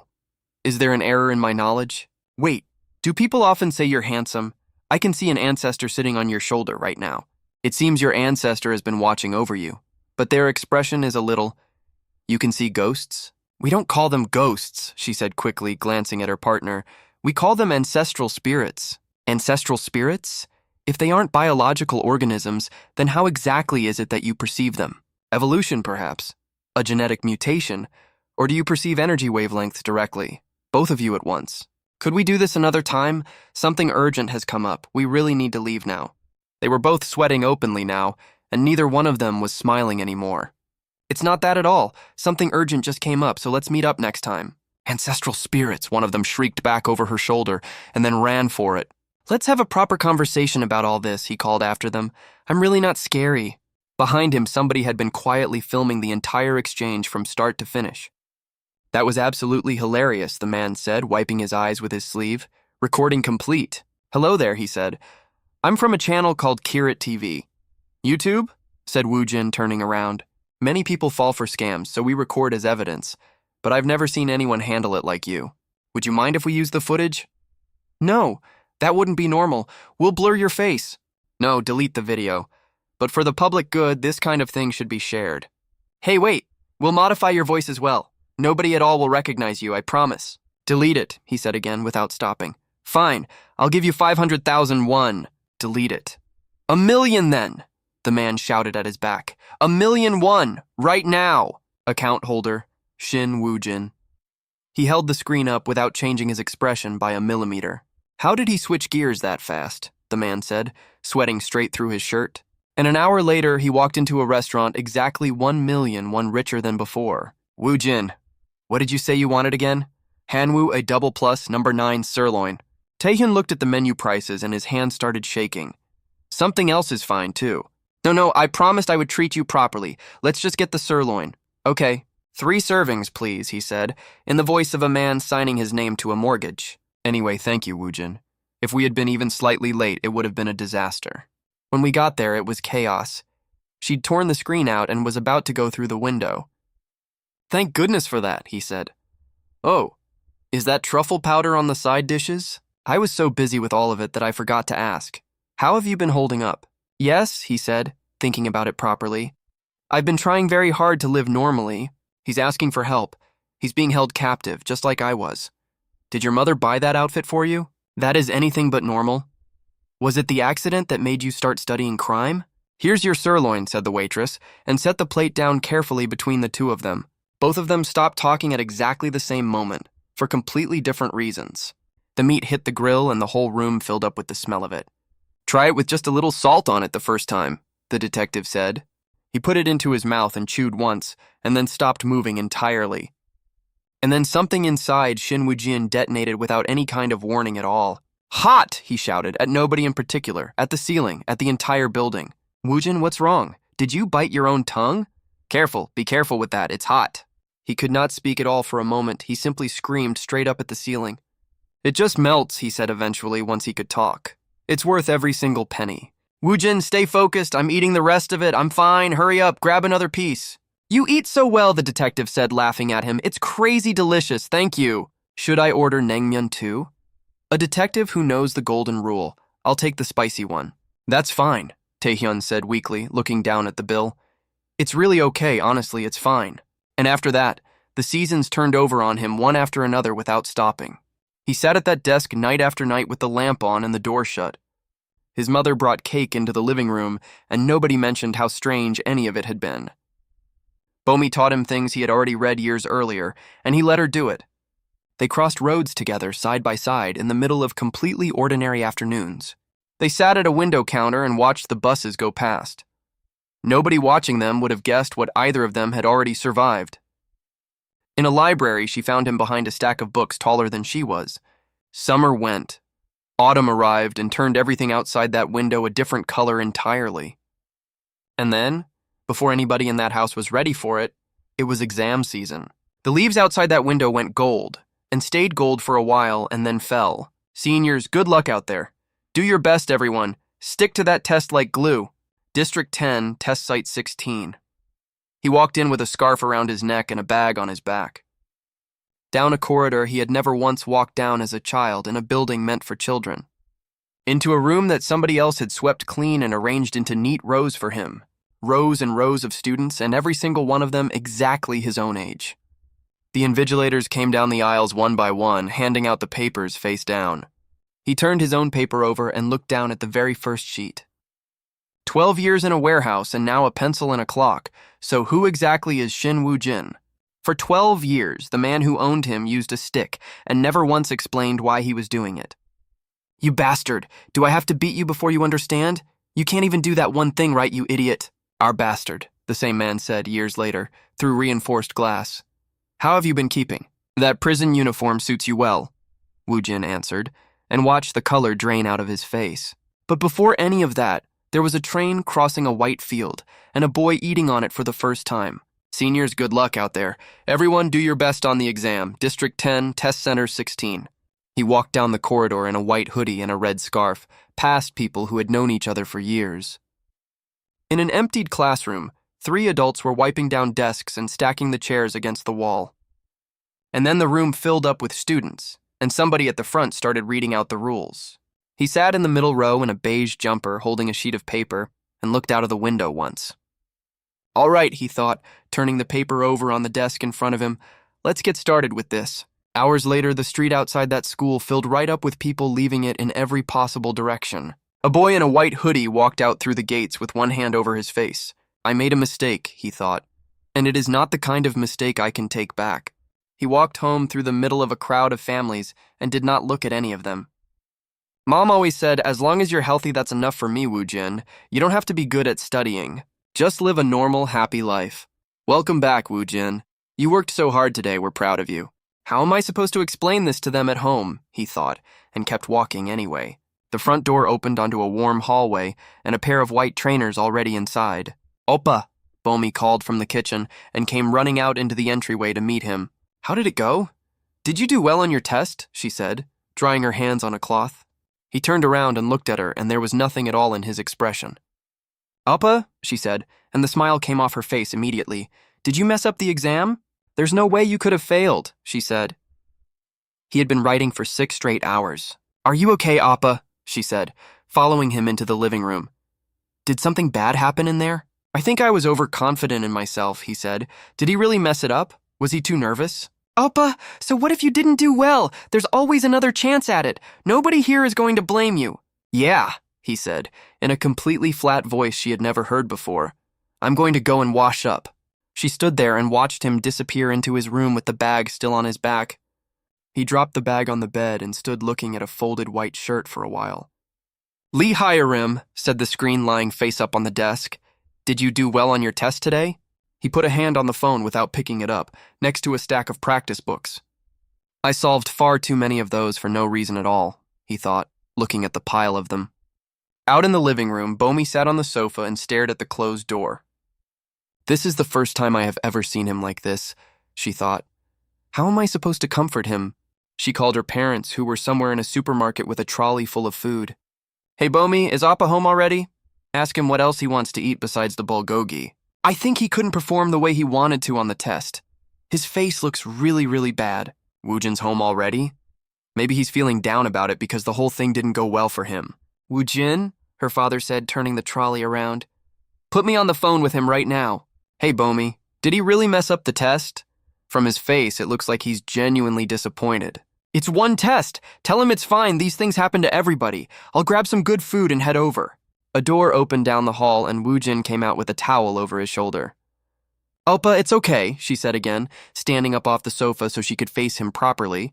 Did you get a lot of the answers wrong? He put both hands over his face and sat down. Mom and Dad are bringing home all of your favorite things right now, so please just... I wasn't normal, he said into his hands. I think I got all of them right. I should have missed a few. Huh? She said. Her whole face changed shape. You think you got all of them right? I answered every single one of them unconsciously, he said. That's the part that frightens me. Bomi's mouth opened and stayed open, and something that looked a lot like a small soul left her body. So that's why you're not happy right now, she said slowly, working it out as she spoke. Because it isn't normal, he said. Maybe it's just because you solved far too many practice books. My hands just moved on their own. The same way you never notice your own joints moving. The same way that nobody consciously thinks about breathing in and out all day long without stopping. I simply solved everything, he said, and Bomi stared at him like he had grown a second head. Appa! She grabbed his arm with both hands. You absolutely cannot say that out loud anywhere else. And then the two of them sat there in a very quiet living room, thinking about completely different things. Appa, it's okay. Maybe you got a few of them wrong after all. That would be nice, he said. Do you have your answers written down for self-grading? I remember all of them. You memorized every answer? I solved them myself, he said. There's no way I wouldn't know what I wrote down. Then let's check them right now, she said, already moving. You definitely got some of them wrong. She pulled up the official answer sheet on the computer while he sat on the edge of the bed. First question, she said, scrolling. 4, he said, without lifting his head out of his hands at all. Oh, she said, and her voice went very small indeed. What about question 2 then? I'll just say all of them at once. 2, 3, 3, 1, 4, 2, 5, 4. You memorized the whole thing? She thought, scrolling. They're all correct, every single one so far. 8, 1, 9, 1, 10. He kept going without pausing anywhere in the sequence. 19, 2. Bomi, are you actually listening to me? Huh? Yeah. I'm listening, I promise I'm listening. Could I have gotten any of them wrong? I could still have mistakes in the other subjects. Check everything first. Sheet after sheet of it, every box filled in, every answer matching the one printed beside it. Well, he said, still not looking up from his hands at all. Did I get all of them right? Appa, she said, and she was staring at the screen in front of her instead of at him now. Appa, don't be too disappointed. So that's how it is, he said. I got all of them right. But isn't this a good thing, she said. This is something we should be celebrating, surely. No, he said, with his eyes shut. This isn't normal. This is the exact opposite of normal. Mom and Dad are going to be completely shocked. Of course they will be. I got a perfect score. Appa, she said, watching him. It's like you're thinking on a completely different level from everybody else. This isn't normal, he said again to nobody, while she sat down beside him on the bed. Mom! Dad! She shouted, and was already off the bed and running for the front door. Oh my God! Appa got a perfect score on the national entrance exam. A perfect score, she shouted. Didn't you say you failed it? That wasn't the case at all. Wu Jin, is it true?" Their father put both of the heavy shopping bags down on the floor and simply stood there in the doorway. "It must be from me. Of course he takes after me." "No, he got it from me. Mom, what about me?" That night, the whole house celebrated the one thing Shin Woo-jin was quietly terrified of. None of them knew what he had already decided to do about it. Hey, call absolutely everyone together tomorrow night. The whole thing is on me, every last bit of it." You're asking if something good happened? Can you believe it? Woo-jin got a perfect score on the exam. Of course, he takes after me, super smart. Yeah, he got his brains from my side. "All right, see you tomorrow. Make sure Jae-suk comes too." He's telling everybody that I'm not normal, Woo-jin thought. "In my opinion, my son," his father began, over a plate of fruit and a very full evening. Woo-jin could become a doctor or a prosecutor if he wanted to go that way instead. Or even a lawyer. He could be an appraiser, an accountant, a tax officer, anything at all. Hey, why are you putting all that pressure on the kid?" his mother said and hit his arm. "He should be whoever he wants to be." "So, which university do you want to go to?" "A normal university," he said, with a piece of fruit halfway to his mouth and no idea what he had started. "Which one exactly? Normal? A normal university?" All three of them said it at the same moment. "Ah, our Woo-jin," his father said, sweating slightly. "You want to go to a normal university?" Then what major would that be?" his mother asked, leaning forward on the sofa toward him. "I haven't decided that particular part of it yet," he said, and went straight back to eating. An appraiser is good, an accountant, or a tax officer. He was still hearing it hours later. That night, he sat at his desk and typed the words into a search bar one by one. A judicial scrivener, a job that drafts legal documents for courts and prosecutors and everybody else. A tax officer, a job that manages and handles tax affairs on behalf of other people. A doctor, a prosecutor. He put them all side by side and looked for the shape underneath. The jobs my dad mentioned all follow a pattern, he thought, scrolling further down the page. Every single one of those jobs operates from inside the legal framework rather than anywhere outside it. Prosecutor Lee Jong-mi, born 1975. Dr. Im Jae-jun, born 1980. He read every profile he could find. And nearly all of them graduated from S University. So, does that make S University the most normal? He opened his bedroom door and walked out into the living room where all three of them were sitting. "I've decided," he announced from the doorway. "I'll attend S University, exactly like a normal person would." Somewhere on the far side of the country, two white buildings stood in a valley full of trees. S University. S University is normal? That's not normal at all. The remote fell off the sofa. "Yeah, that's right," his father said, recovering with impressive speed. "Harvard wouldn't be considered normal at all." Outside, it started snowing over the whole city, and then it stayed that way for weeks on end. The score reports came out. Fireworks went up somewhere over the water. February arrived and everything changed. A blue train ran east through open country that nobody had bothered to clear the snow from. He sat by the window in a brown coat with a black bag beside him, going through it. "I have always wanted to do this," he thought, taking out a boiled egg and a can of cider. He cracked the egg against the top of his own head and immediately regretted the decision. Then he broke it open properly with both hands and peeled it badly over his knees. He ate it looking out of the window at a landscape he had never once seen before. And then he drank the cider, and closed his eyes and looked completely and genuinely happy about it. This is exactly why people eat on trains, he thought. This is an amazing combination of things. Snow fell past the window for the entire length of that journey without once stopping. Thank you for using the high-speed rail today. Please have a safe onward journey to your destination. He changed onto a bus at a station where the road was already gray with slush. The bus crossed a long bridge over a valley with mountains standing up gray behind all of it. "Thank you very much," he said to the driver, and stepped down into the snow completely alone. He walked the last part of it himself, up a narrow road toward a low white building. "Please sign here as well," said the officer. "Okay," he said, and wrote his name out twice. Down a corridor, a guard in a cap and mask stood waiting beside a heavy door. "Thank you. Just a moment," the guard said, and went off somewhere to check something first. He stood at the glass and looked through it at a gray door on the far side. And then a light came on above the doorway on the far side of the glass. Two men appeared in the open doorway. One of them was in a uniform with his hands bound. Woo-jin looked directly at him across that table and felt absolutely nothing at all about any of it. "Why are you here?" the man said, sitting down heavily. "Did you come to see me like this?" The glass caught both of their reflections at once and laid one of them straight over the other. Oh, right. You can't hear, so you can't understand me, can you? But you can read lips, right? It's you, isn't it? Woojin said. You're the one who killed my family, all of them. It was you, wasn't it? Hey, inmate 2038. And there was no fear left in him at all. A man in a brown coat standing in a window full of light, surrounded by towers of books. So, is this what complete freedom actually feels like, he wondered, standing in all that light. He walked out of that memory and into a corridor lined with everything he had ever read. Stop right there! Get back inside! The guards were shouting somewhere behind the glass partition. Why? Now the roles are completely reversed. Are you afraid of me all of a sudden? It was definitely you. My sister-in-law had no interest in medicinal herbs at all, none whatsoever. What? How is this bastard talking? Can you hear my words? Your voice is trembling a great deal. Your family died one by one, every single year, from heart attacks or from poisoning. You bastard. People only see what they want to see and believe what they want to believe about themselves. You beat up 2 of your acquaintances as well, didn't you? And both of them ended up dead. Heart attack. Goosebumps came up along both of the man's forearms in the gap where the sleeves ended.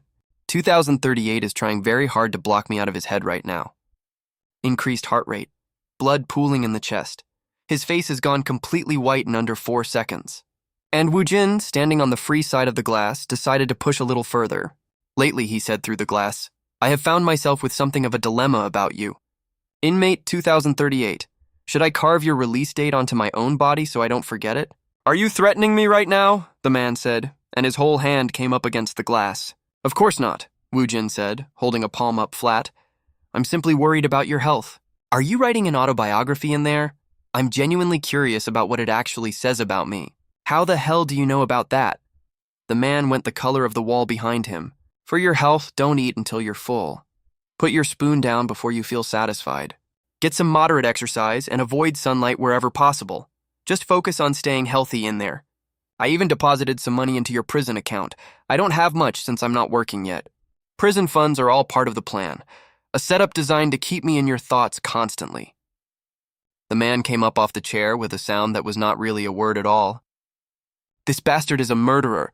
My family, my neighbors. That bastard killed every single one of them. Inmate 2038, calm down. There's one of his lackeys watching me right now, I'm telling you. See you again soon, Woojin said, and stood up while 2 guards dragged the screaming man backwards. He walked down the outside stairs of the prison with the bag on his back and snow coming down. It's really cold, isn't it? Said a couple huddled together on the steps. Not really, said the other. Snow, he thought, and held one hand out flat into the air. He did not know yet that the man he had just visited would be free again in 4 years. Microscopic ice particles form around water vapor high up in the colder part of the atmosphere, and then they fall all the way down to the ground because of gravity. That is all it is. Depending entirely on a person's environment, exactly the same snow can bring somebody genuine joy. Or in a warehouse with no heating, it can be the exact thing that nearly kills them. Which is why a person's environment, he thought, is so incredibly important to who they become. But even in weather this cold, he thought, I don't believe it can take away the warmth of people. 3 girls were walking along the pavement ahead of him through all that falling snow. Bomi? Yeah, Oppa, she said into her phone somewhere down the street. Where are you going, Bomi? I'm heading home right now, she said, still walking with her friends. Where exactly are you, Appa? In front, he said, and watched all 3 of them at once from 30 meters away. In front? She said, and then stopped walking entirely in the middle of a busy pavement. Oppa! She shouted and started running, and the snow kept coming down around all of it. Bomi runs toward me with an enormous smile. It might be slippery, but she doesn't look at the ground once. She only looks at me, he thought. And something in his chest did something he could not name. She stopped in front of him with snow in her hair and grinned up at his face. So in this environment, am I simply enjoying myself? Or am I actually genuinely happy for once? Where are you coming from, Appa? She asked, falling into step beside him on the way home. I went to see somebody I used to know, he said, and did not offer any more than that. Somebody you know? Whoa, that's Bomi's brother? Just somebody I don't need to see anymore. He stopped on the pavement and started digging around in the bag hanging off his shoulder. Bomi, try this, he said, holding something out to her. What is it? Is that takoyaki? Takoyaki, and it's really good. I wrapped it up on the train so it wouldn't get cold. You saved some of it just for me? Yeah, he said. Try it. It's genuinely delicious. Winter ended somewhere in there, the way winters always do, without asking anybody's permission first. Yellow Blossom came out along a branch in front of a building he had never entered. A red bus pulled up beside a stop with 4 people already waiting on the pavement, and Shin Woojin crossed a road on a spring morning with a student card in his pocket. He stopped in front of a notice board on the way in and read the poster pinned to it. The 16th Annual Mock Stock Investment Competition, open to any university student in the entire country. The real purpose of this event, he thought, is not what it says on the poster. Behind him stood a red brick building full of windows, with trees planted the whole way along it. "So this is what a lecture hall looks like," he said, standing in the doorway of an enormous room. Sitting in the middle is the most normal thing a person can do, he decided. "Hey, hello! You're Woojin, right? I'm Park Jongwoo. Nice to meet you."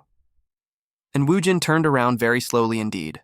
The freshman group chat was already 40 messages deep. "Is this really the business administration department?"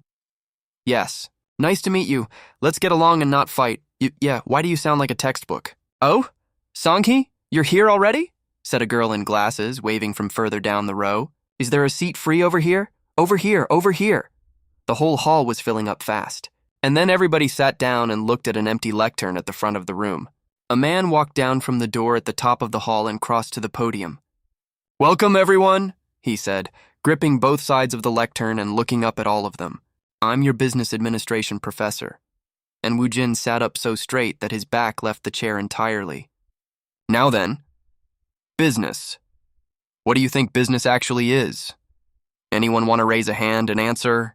How about the student in the blue shirt? Somewhere in the middle rows, a head shot up. Isn't it about leading a company?" The professor nodded slowly at that one without committing. "What about the student in the white shirt?" "I think it's about managing and operating a business." "That's also a valid answer. Then what should a business leader be good at?" "The student at the back. They should be good at planning and giving directions." "Good. What about the student next to them?" "Did I get called on because I sat in the middle?" he thought. "Well, I've been picked now. I think they should be good at persuasion," he said, and the whole room turned around. "Persuasion?" said the professor, stopping halfway up a step. "Yes. What exactly do you mean by that?" "There is a securities firm running a stock trading competition for university students in this country right now. I saw the poster for it on the notice board on my way into this building this morning. People imagine the prize money and feel the urge to try, but it is also a form of enticement. It is a method for identifying people who are already skilled at trading at the earliest possible stage. Scholarships and similar incentives quietly create a connection with whoever finishes first or second in it. And when we sit and watch advertisements, our brains enter something very close to a hypnotic state." Outside the windows, the whole city sat under a haze of morning light and glass towers. The professor stood at the front of a completely silent hall and did not say anything at all. "Professor," somebody said eventually, putting a hand up at the back. "So when does the actual lecture start?" Nobody in the room made a sound. The professor was still looking at the boy in the blue hoodie. "Professor," the student said again, with his hand still raised. "But when does the actual lecture start?" "You pretty much covered everything already," somebody muttered. "So that's why I keep buying unnecessary things." "Wow," the professor said, clapping. "That was an excellent answer. Did that student get a perfect entrance score?" And then the whole hall started applauding, and Woojin sank several centimeters down into his chair. "Being normal is harder than I thought. I need to try harder." That was definitely a normal answer, though. "Now let's begin our first proper class. Introduction to Business Administration," said the slide behind him. Finally, the long-awaited first lecture, Woojin thought, and picked up his pen with both hands ready. Business administration is the study of how to manage an entire organization both efficiently and effectively. The core of it is planning, organizing, leadership, and control. Those 4 processes make up management. "I already know this," he thought, and the pen stopped moving on the page in front of him. Organizing, placing resources in order to execute a plan, leadership, motivating people and achieving goals through teamwork, control.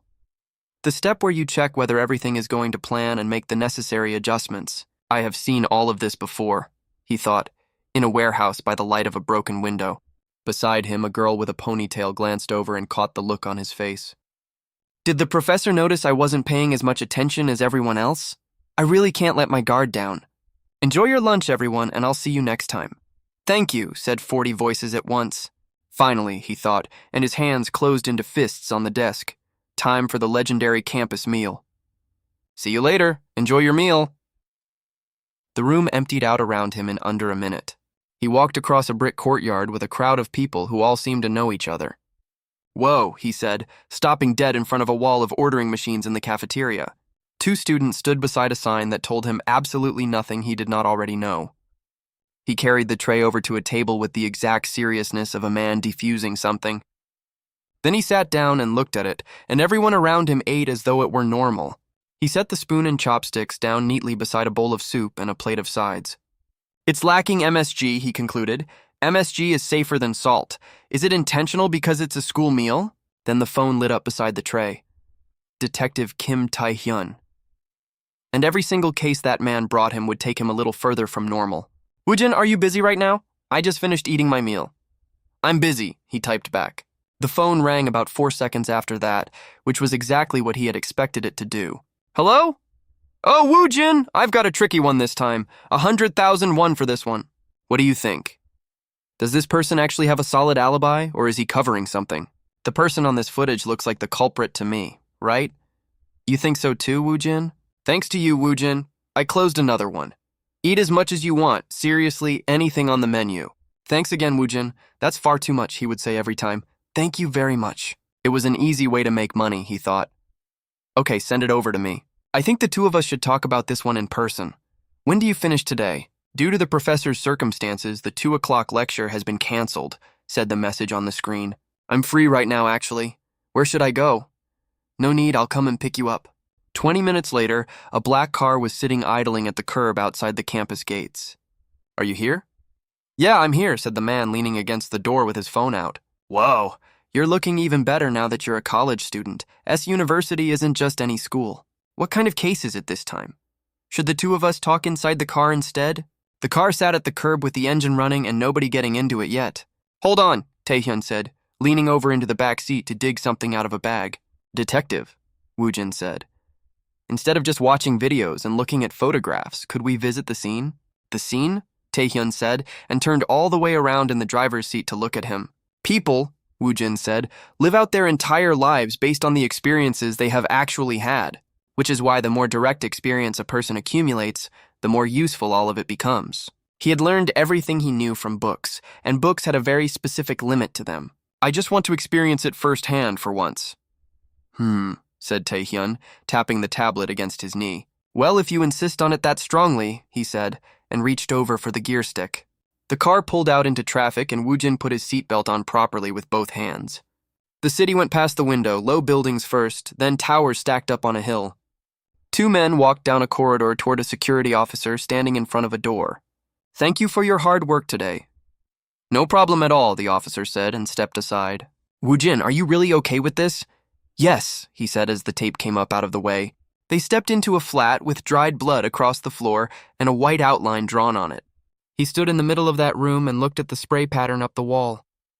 And then he stopped seeing the room at all and started seeing what had happened inside it. A man with blonde hair, a cap, a black jacket, and a plastic bag in one hand. Somebody stood at the door with a hand on the frame, looking in at whoever was inside.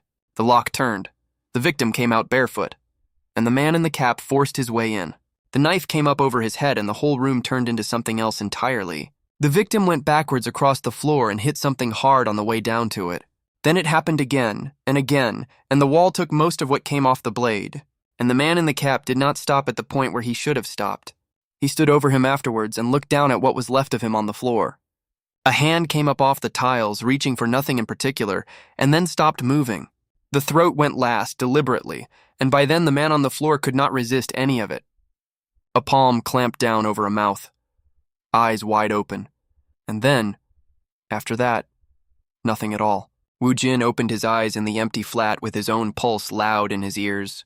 He crouched down and looked at where the blood had pooled and where the shoes had walked through it. The throat was targeted first, he said. That was the entire point of the attack from the start. Excessive bleeding from a stab wound on the right side of the neck. The weapon used was a knife. It wasn't a kitchen knife, and it wasn't impulsive. It was premeditated. The goal was murder from the start. As expected of my little brother, Taehyun said. He works it out just by looking. Did you find anything else? No, nothing so far. Here's the suspect's security footage. Do you want to take a look at it? What about fingerprints? None at all, Taehyun said. Not a single usable print anywhere in that flat. Woojin looked away from the screen at the far corner of the room for a long moment. On the tablet, a figure in dark clothing walked slowly down a corridor at 10:52 at night. The suspect knew the victim, he said. That much is obvious from how he approached the door. Male, roughly 180 centimeters, blonde hair, no fingerprints, a plastic bag with a soju bottle, shoe size 270. That's right, Taehyun said, watching him carefully. That is exactly what the file says about him. This guy was already caught, wasn't he? Woojin said. But I don't think he's the real culprit. Oh, you're right, he was caught. But why do you think that? All the circumstantial evidence points to him. If that's what you genuinely believe, Woojin said, then why did you come to me at all? As expected, I can't handle this one, he won't confess, and something about it seems off to me. He says he didn't go home that day and slept at a motel instead. He paid in cash? Yes. And coincidentally, the motel cameras were broken, and the owner was drunk enough to forget the room number. Look at this. A forensics officer called, holding a light against the wall. This looks like hair. The murder was committed with something long and sharp, closer to a fish knife than a kitchen knife. If I just say what I see, it gets much easier if we assume the culprit is skilled with one. Criminals choose tools they are already familiar with when they go out to commit a crime. A man taping somebody to a warehouse floor uses the tape he uses every single working day. And if the culprit has a job that involves handling water constantly, the missing fingerprints make sense. You can genuinely work all of that out from this? Taehyun said. Yes, he said without looking up. Constant exposure to water leads to severe eczema, and severe eczema erases fingerprint ridges completely. This hair the culprit left behind could be animal fur, or somebody else's hair, or synthetic fiber. What do you mean by that? Woojin held the tweezers up to the light. They wore a wig. You think they disguised themselves first and then committed the murder? Yes, specifically in order to cause confusion. To be more precise, they deliberately steered the whole situation in that direction. Look at this. If you look closely, the footprints carry far too much pressure on the heel. The toe prints are faint. When a person attacks somebody, they drive forward off the front of the foot, not the back. More pressure ends up on the toes every time, without exception. That is simply how bodies work. What are you saying? They deliberately wore shoes that were several sizes too big for them. Woojin's eyes moved across the photographs the way a scanner moves across a barcode. Also, strangely, the sides of the shoes left marks. Maybe their foot slipped during the struggle? No, he said. They killed suddenly, and even if we assume there was some kind of struggle, if a foot bent that far, it would cause ligament strain at minimum. There's a high chance of fracture, too. They might have padded them out with insoles instead. And then look at this part right here. They walk out perfectly normally without limping once. Adrenaline on its own would not make that possible. Would you like to look at the hair again? It's sitting slightly skewed compared to when he first entered. Hair cannot possibly grow that unevenly and that long in the space of a few short minutes. Taehyun leaned closer to the screen, and his mouth came open by degrees. He still had no idea who he had actually been asking for help all this time. So the culprit deliberately wore a pair of shoes that didn't fit him properly, Woojin said, and wore a wig on top of it so the police would go looking for a blonde man. The culprit had a reason to deal with the victim and the arrested suspect both at the same time. They judged the victim would be easy to kill because he was small, and they were right about that. The suspect currently sitting in your station is tall and heavily built, not easy to kill at all. The arrested suspect's height is 184 centimeters, and his shoe size is 270. His hair was black when you arrested him, which is why you started inferring things about hair length. Oh my, Taehyun said, and put a hand flat on top of his own head without thinking. Did you dye it straight away because you were scared of getting caught? Where exactly did you dye it? I lost my temper again, he muttered. The real culprit's foot size is between 255 and 260. Somebody very close to both the victim and the suspect, close enough to know both of their movements. Somebody who needed one of them dead and the other one blamed for it in the same week. Money? Woojin said, laying the possibilities out one at a time inside his own head. A grudge? Something old enough to have been quietly building for years without anybody around them noticing? A woman? He turned each one over and set it down again, watching how it fitted. My conclusion is that the culprit is skilled with a fish knife, and that his fingerprints have been erased by chronic eczema. Somewhere in a small flat, a blonde wig lay on the floor next to a cap and a knife. This bastard, somebody was screaming somewhere in a memory. I have absolutely had enough of you. The lower a person's education level, the more impulsive the crime. The higher it is, the more systematic and planned. Taehyun's phone went off in his hand halfway through it. Oh, Gishiol, did you find something? Yes, but this... They're saying it isn't hair at all, they're saying that it's synthetic fiber. Oh, really? The victim lived in a studio flat and the suspect slept in a motel. Neither of them had money. The real foot size is between 255 and 260. Statistically, that means 166 to 170 tall and in his 30s. When was the last time you saw him? Well, it's been a while. Ah, that bastard. Hey, that guy who said he works at the sushi restaurant? Oh yeah, that one. Catch him quickly. And 2 hours later, a man was arrested at his workplace with his hands still wet. Woojin, I love you. Your brother loves you so much. Thank you for the 100,000 won. What was the motive? He borrowed money from both of them, and they told everybody he never paid it back. Thanks, Woojin. Enjoy your lecture. Yes, take care. And then somebody shouted his name behind him. Hey. Hello. A student was waving at him from across the brick path with both arms. Your name is Shin Woojin, right? And Woojin's eyes went to work before he could stop them. Buzz cut. Approximately 178 centimeters, standing with his weight forward on his toes. Neat eyebrows, skin moderately tanned by the sun, slim but sturdily built. He does something physical for a living. Hello, I'm 20 years old and my name is Kim Monsu, he said, sticking a hand out. Judging by the wrinkles, he looks like he's in his late 20s, but apparently the same age as me. You really spoke well back there. I thought you were attending some lecture. I really need to be careful. Are you entering the stock trading competition too? I heard a lot of people from our department are. Should I do it as well then, he thought. If I'm the only one who doesn't, that isn't ordinary. Then if I do enter it, he thought, standing there, how exactly should I approach the whole thing? The antlion larva is the natural enemy of the ant, and it does not hunt the way you would expect. It buries itself in the sand and waits for something smaller to slide down into the pit. And this exact arrangement does not only happen among the insects out there in the sand. A trading chart filled a screen, all red and green candles falling away toward the bottom. Should I buy now? Somebody was thinking, in a room somewhere, staring at that same chart. You need to buy now, the feeling said. Right now, before it climbs any further away from you.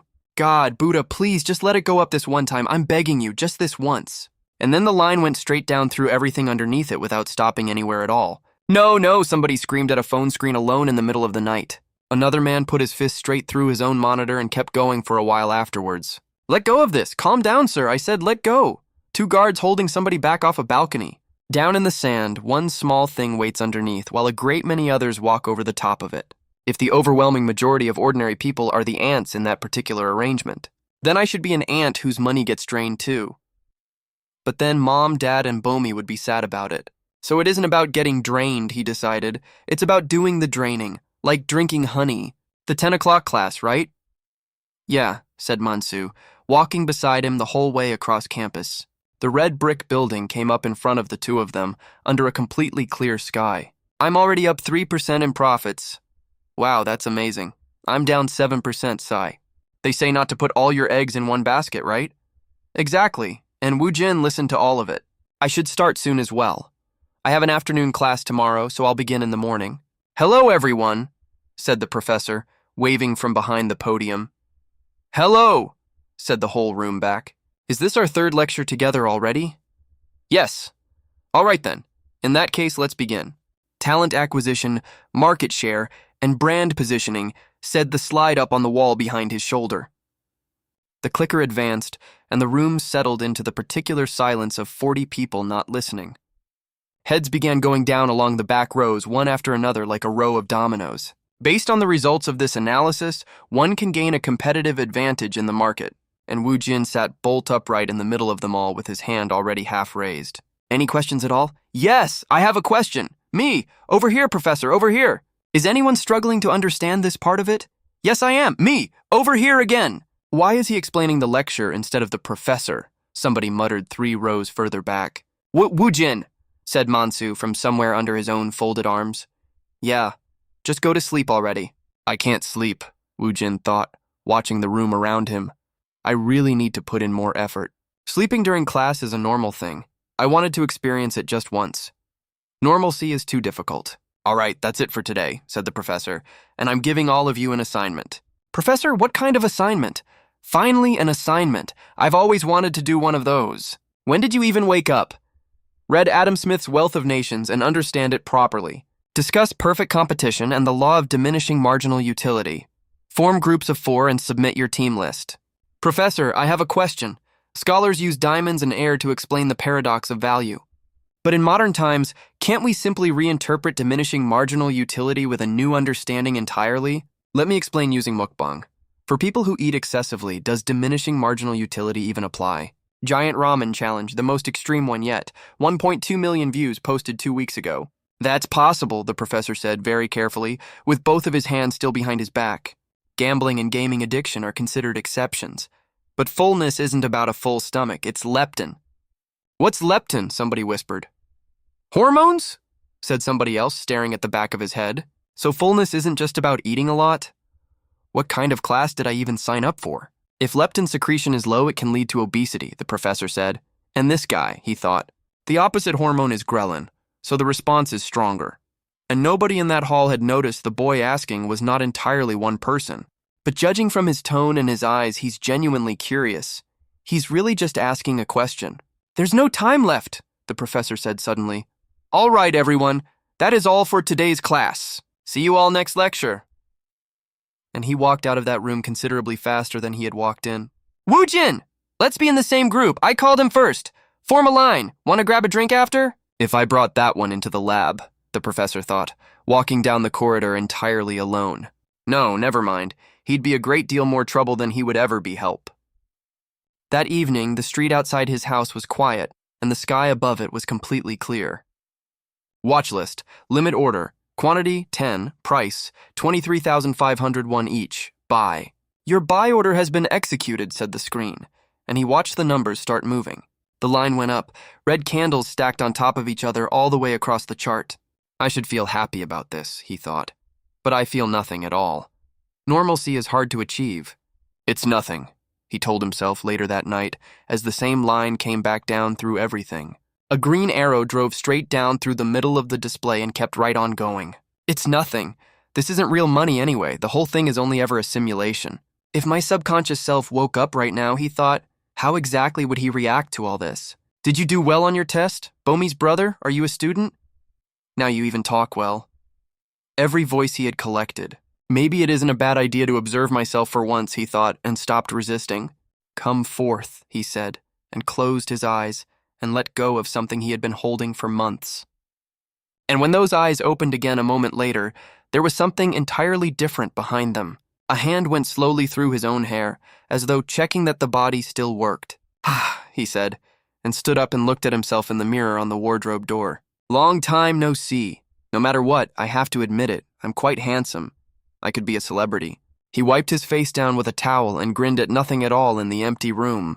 Or maybe not, he said, pulling the shirt off over his head. Maybe acting isn't for me after all. 12 years of scars sat across a chest that had somehow grown into somebody else entirely. He sat down at the desk and began opening tabs faster than the screen could load them. No, he decided, scrolling through the charts. This is something that I have to do myself. While the two of us were locked away in there, I was the one with control over this body. I pushed the cart. I carried the boxes. I took every single thing that was done to us. But now Woojin is gradually taking all of it over, piece by piece, without even noticing. Which is exactly why I need to show him what I am still worth to him. The chart on the screen was falling hard, and he watched it fall without any expression at all. It looks like big investors are moving in, he said. I can see clear signs of accumulation here. Woojin, simulations are pointless. Are you a child?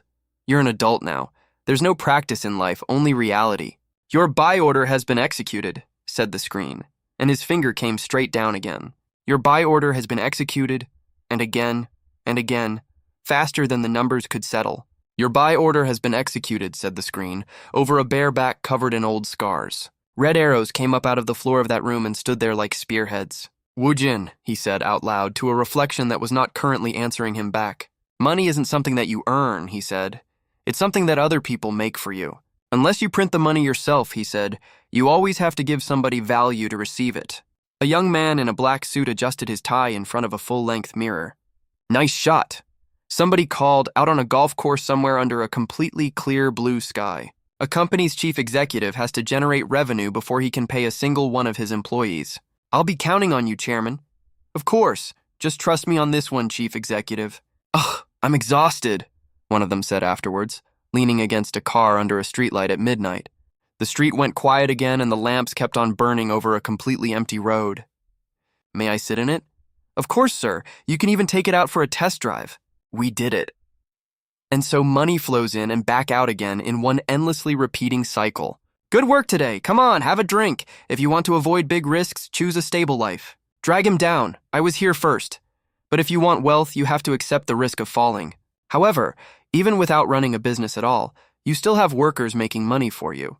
Money itself is your employee, he said, watching somebody count notes out at a shop counter. Money lets you enjoy hobbies. It triggers endorphins and serotonin, and it lowers your stress levels. It regulates motivation, activity, and reward response. It improves both your mental and your physical health. Money is a personal massage therapist for your inner state. Most people simply never notice it working. Banknotes drifted down through the dark in every single denomination the country had ever printed. And after the hobbies and the self-care have all been paid for, whatever money is still left over. A gold mine has been discovered. Go and dig up some gold, said the man to his money. A gold mine has been discovered nearby. Should we go and dig for some gold as well? No, he said. Sell pickaxes standing in front of the gold mine instead of digging, huh? Is there even any gold in there? Shouted three figures who were already swinging in the dark. I swung too hard and it broke. Go and buy a new one. They're selling them at the entrance. Thank you very much, said the man at the entrance, taking another 10,000 won off him. Selling pickaxes is more profitable than mining? Should we expand? Don't get greedy. Take the profit and leave. My money is my employee. What matters is only where I send them and exactly how. Right now, he said, I've invested in Trinity Corporation, a company that once developed its own cosmetics.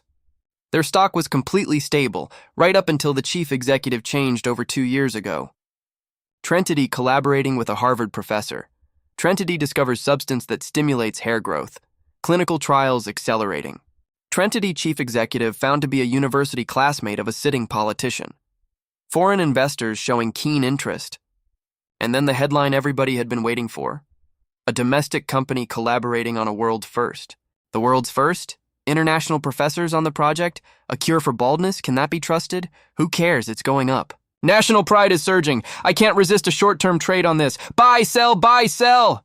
Humans are not rational, he thought, standing high above all of it and watching them run. Wow, that looks amazing. I have to go. Everyone's going. I can't be the only one missing out. So many people, please don't push. Wait, what's going on? Is this even the right way? Do we have to jump? Now? Are you insane? We're all going to die at this rate. And a man stood in the middle of all that rain and did not move at all. I'm not selling. Do they think we're fools? Help! We need to get out of here. 3 hands came up out of the water, reaching for anything at all. Get me out! One enormous hand went down under the surface, and the bubbles closed over the top of it. He stood in the shallows of that sea while hands came up around both of his ankles. And out beyond him, the waves kept building into something that nobody was going to survive. It was an opportunity. Get out now, it's still climbing. I should have sold earlier. Somebody grab me. Get me out of here. This isn't right. Pay me back. Every voice saying the same thing at once, and Shin Woo-jin watched every part of it with a very small smile on his face. So? He said, standing in the red light of a falling chart. How was that exactly? A red blade stood straight up out of the ground against a sky full of stars. Whatever had woken up inside him was in no hurry at all to go back to sleep. He turned his scarred back on the whole thing and looked out at the water instead. A single pink line of light came down out of that sky and struck the sea. I'm heading out, he called the next morning, going down the outside stairs with a bag. Woo-jin, what about lunch? You're not eating anything before you go? I'm good. I'm already full. The campus road was busy with students under a sky that had gone completely clear overnight. It's too late to back out of it now. Young Hoon, how's it going for you so far? I made a profit. I'm up 19%. Whoa, that's impressive. Teach me how you did it. Just do exactly what I tell you. Were you watching the trade volume? Did you scalp it? Yeah, something like that. You also have to check the indicators, and then here's the tricky part. Wait, what? You read The Wealth of Nations already? Yeah, I'll summarize it and share it with you. Woo-jin, want to team up for the project? Snacks are on me. I'm really good at picking the best ones. Hold on a second, said a voice behind them, and a hand landed on somebody's shoulder. Trading? Said a student in a yellow jacket, turning around toward them with both arms out. The mock trading competition? I'm not doing it. You're not? Nah, I don't have a knack for it. I don't really know how to trade stocks either, said a girl sitting near the front. You just have to give it a shot, Woo-jin said. It really isn't a big deal at all. She watched him writing in his notebook and did not go back to her own work. Woojin, you're doing it, right? Said Oh Jung-hoon, smiling at him. You seem like the type. Crescent-shaped eye smile, frozen expression, asymmetrical lips, a fake smile and not a very good one. A moment ago, Oh Jung-hoon sensed hesitation in Imina, and it changed everything he did next. It was an unconscious reaction on his part. He almost certainly does not know he had it. Like a natural reflex firing before any part of him got the chance to decide anything. In simple terms, men are more visually driven than women. They can stare at somebody all day. But the moment she actually makes eye contact, they panic and look away as fast as possible. It isn't just nervousness either. Underneath it, biologically speaking, the thing they are feeling is fear. Long ago, a line of figures stood on a cliff edge with weapons in their hands. A long time ago, the most powerful men in a group had the most attractive women. And those women stayed at their side because everything about that arrangement was enforced by violence. Interfering with one of them meant a very short and a very unpleasant conversation indeed. It meant risking death outright, or being driven out of the group and left to starve. That fear is built into our DNA. And that instinct triggered automatically inside Oh Jung-hoon just now. So how's it going? Are you losing money? Oh Jung-hoon fakes a smile as he asks me. Now, I'm up 19%. Teach me your ways. He loves showing off. That's why he came to me. A man with a knife stood between two figures in the firelight and looked very pleased with himself. He's probably trying to impress Imina with all of this, Woojin thought, watching him work the room, and he has decided to use me specifically as the target he is going to do it with. I messed up, Woojin said suddenly, and the girl sitting at the front looked up sharply. What? Why? Are your profits not as high as you were expecting them to be? I was supposed to be doing the mock trading, but I accidentally used real cash instead. What? Jung-hoon said, and for one whole second the smile came completely off his face. You accidentally used real money? Are you serious? How do you even mess that up? How much did you lose? Lying isn't normal behavior, he thought, and then said it. I made a 30% profit. What? 30? The laughter in that room stopped exactly like a switch had been thrown somewhere. Here's the proof of it, he said, and turned the phone around. Whoa. That's real? That's crazy. You made money by accident? Are you secretly some kind of trading genius or something? I guess I wasn't quite so normal after all, he thought, sitting back in the chair. Simple clothes, nothing flashy, old phone, no watch, shoes under 50,000 won, and a maxed out daily gain. Oh Jung-hoon was looking at him now in a completely different way than he had before. He's looking for something specific in me, Woojin thought, watching him lean in across the desk. Oh right, what stock was it that you bought? Mind if I take a look at it? A hand came out too fast and the phone went straight off the edge of the desk. Height of the fall. Weight, 200 grams. Specifications of the casing and of the screen glass. Drop speed, angle of impact, material of the floor. Calculating every single variable at once. No need to calculate any of it, he decided in the same instant. It will break. I have to catch it, he thought, and his body was already moving before the thought finished. His hand came in underneath it roughly 4 centimeters above the surface of the floor. Whoa, you caught that? Damn, that reflex. Nice catch, that was awesome. Ah, my bad, sorry. Watch out next time, somebody said. It's fine, said Woojin, straightening back up again. And then Oh Jung-hoon's whole face changed because the shirt had pulled up at the back. Hey, what is that scar on your back? Whoa, what's wrong? Everybody turned around at once. That scar. Hey, wait a second, what the hell is that? Were you in some kind of gang? If someone picked a fight, they'd run the moment they saw it.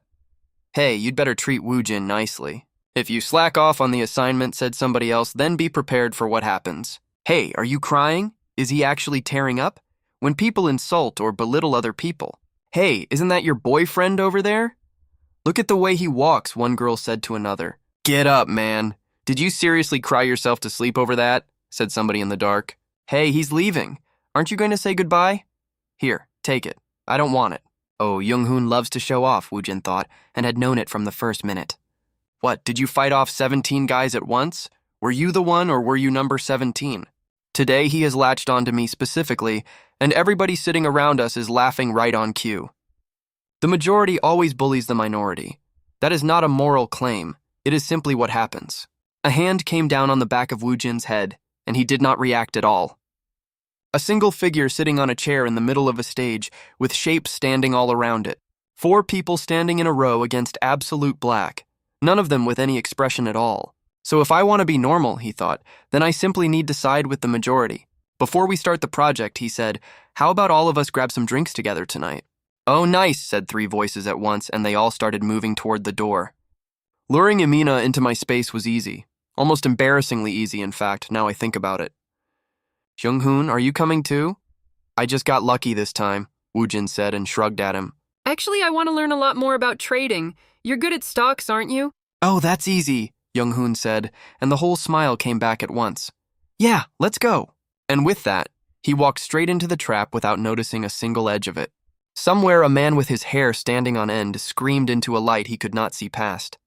And somewhere else, a head went slowly down, and the eyes underneath it opened very wide. Once he's inside my zone, Woo-jin thought, holding the door open for all four of them.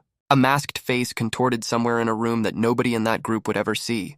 Doctor, said a voice somewhere, this patient is still conscious. Somebody breathed out very slowly. It doesn't matter at all, said the doctor and held one hand out flat. Scalpel. Welcome. Over here, boss. The street outside was all neon and folding tables and noise at that hour. Nearby, you say? Said a voice on a phone somewhere. Mind if I stop by later? I'd like to meet these friends you've made, she said. And Woo-jin, who had already worked out exactly what she would do to them, said sure. A bell rang over a door as 5 of them walked into a small bar off the main street. The vibe's not bad in here, right? Yeah, it's really cozy. Too bad Mansu couldn't come tonight. Did you order already? Yep, 1 appetizer each. If there's any left, I'll pack it up. There won't be. Oh, right, Woo-jin. You've been dozing off in class a lot lately. Is it because of the stocks? Here's everything you ordered. Whoa, that's a lot. You were up all night checking the news, weren't you? Yeah, I heard you the first time. Like I said, I bought it by accident. With real money. Sell it quickly. That kind of stock is risky. It looks manipulated to me. How did you even pick it? Well, he said. I was looking at 19 different indices at the time. Gold, silver, copper, oil prices. What? Said Jung-hoon, and his mouth stayed open afterwards. You based your choice on all of that? It was just an accident, he said. I got lucky. Even so, 30% is huge. That's incredible. He's feeling frustrated about all of it. Anybody sitting at this table could work that much out. A hand came down on the bottle beside him with slightly more force than it needed. Yeah, that's seriously impressive for a mistake. All right, everybody, drinks up. Come on, drinks up. Here, Woo-jin. Thanks. He puts both hands on his waist in order to make himself look bigger. Like a cobra puffing itself up in the grass, instinctively trying to look more dominant to everyone watching. Yeah, it's even more amazing because it was a mistake. And he does not like Imina praising me. His body language has gone defensive, but he's addicted to showing off, so he won't back down. So anyway, if I make a few more mistakes like that, I could buy a watch like this one. Let's toast! Raise your glasses, everyone, cheers, and the first drink goes down in 1. I'm finally drinking for the first time in my life, Woo-jin thought. I've always wanted to try it. He tipped the glass all the way back and swallowed the entire thing at once. Ha, whew, this is the good stuff, this is. It tastes even better today than it usually does. He set the glass down and looked at it with an expression nobody else in that bar could read. Am I still just a child sitting inside a grown-up body, he thought. This is bad. Then the phone on the table lit up and started vibrating against the wood. Lee Hyerim. My friend says she's nearby and asks if she can stop by. Would that be okay with everyone? She's going to show up regardless of the answer, he thought. Of course! Tell her to come! Hey, Hyerim, they said that it's fine. Oh, it's a girl, said Jung-hoon, sitting up very straight. Outside, the neon along that whole street was bright enough to read a newspaper by. I couldn't find the lecture hall in the end. Ha ha! That is genuinely hilarious, honestly. A street lamp burned over an empty stretch of pavement outside, and then a bell rang again. And every single head at that table turned toward the door at exactly the same moment. A wine bar? I didn't know you liked places like this. Welcome, said somebody behind the counter. Hi, I'm Woo-jin's friend, Lee Hyerim. Huh, said 4 voices at once in 4 different tones. Nice to meet you. I'm Amina. Wow, you're really pretty. I'm Choi Gyul, and I'm Lee Ju-won. I didn't know you liked wine. We're drinking soju. Jung-hoon said this place was popular. Take a seat. Hi, I'm Oh Jung-hoon. Wow, you're really beautiful. Are you sure you're just friends with Woo-jin? Hyerim looked at him for exactly 2 seconds and did not blink once during either of them. Yeah, we're just friends. Nice to meet you, she said and sat down without any warmth at all. Hyerim extremely dislikes people who present themselves as something they very clearly are not. She pushed a hand back through her hair and did not touch the drink in front of her. A wrist came into view across the table, and a watch on it caught the light. The price range of the watch Hyerim is wearing is beyond what ordinary people can afford. But are the two of you really just friends? Young-hoon said, leaning in over the table. You two look great together, honestly. And Woo-jin sat there and let all of it happen. Young-hoon, we're really not like that. Seems suspicious to me, he said, laughing at his own joke. Ju-won, people probably tell you that you've got a great physique, huh? Do you swim as a hobby? How did you know that? Just felt like you might, Woo-jin said, and refilled somebody's glass. Are you good at freediving as well? You must be great at snorkeling too, then. Oh, for sure. Welcome to Ju-won's swimming class. The key to scuba diving is, teach me wakeboarding sometime as well. What about you, Mina? I don't really have any hobbies at all. I just like watching movies. It's a crime thriller. You should all check it out. It's really good. Adding it to my list. Kayul, your birthday's in October, right? Whoa, how did you know that? We should all watch it together. And Jung-hoon sat at the end of that table chewing an ice cube nobody had offered him. But somebody who thrives on attention like that is never going to stay quiet for very long. Hey, Ju-hwan, he said suddenly across the table. What stock was it that you bought again? Said Ju-hwan, scratching behind his own ear. What was the name of that one again? Wait, you don't even remember what you invested in? No wonder you're losing money on it. Or maybe you'll get lucky like Woo-jin and make a profit by accident. Who even knows? Alcohol inhibits the neocortex, which is the part that handles rational thinking and judgment. A brain drawn on a piece of crumpled paper burned steadily away from the bottom edge upward. 3 figures stood in the dark with white masks covering the lower half of their faces, and one of them put both hands over his own face and did not take them away. Everyone reacts differently when they're drinking. That bracelet, what is that? Oh, this one brings good luck. Alcohol doesn't change people at all. Luck? Luck? It only ever reveals who they already were. You think a cheap bracelet is going to bring you luck? Ever heard that luck comes to those who chase it? That's nonsense! Luck my ass! No, that's not what I was trying to say at all. He's probably always been like this. He thinks that putting other people down makes him look impressive. But Jung-hoon has absolutely no idea what he has just walked into, because Lee Hiram is sitting right here. Interesting, she said, and turned around in her chair. So what was that about chasing luck? See this? It's balsam flower dye. They say if you dye your nails with it, your first love comes true. Your name was Oh Young-hoon, wasn't it? She said, and everybody at that table went very still. Since we're on the topic, let me ask you something. Those knockoff watches, clothes, and shoes you're wearing, do they actually make you feel better about yourself? Do you believe they prop up your fragile ego? Now it's Jung-hoon's turn to lash out in front of everybody. What? He said, standing straight up. Everything is unfolding exactly as planned, Woo-jin thought, and took another very quiet sip. Somewhere across the city, in a small bedroom, a phone was buzzing away on top of a duvet. Hey, Bomi, when are you going to introduce us to your brother? I want tutoring. Me too. How was that? It got stuck in your ears, right?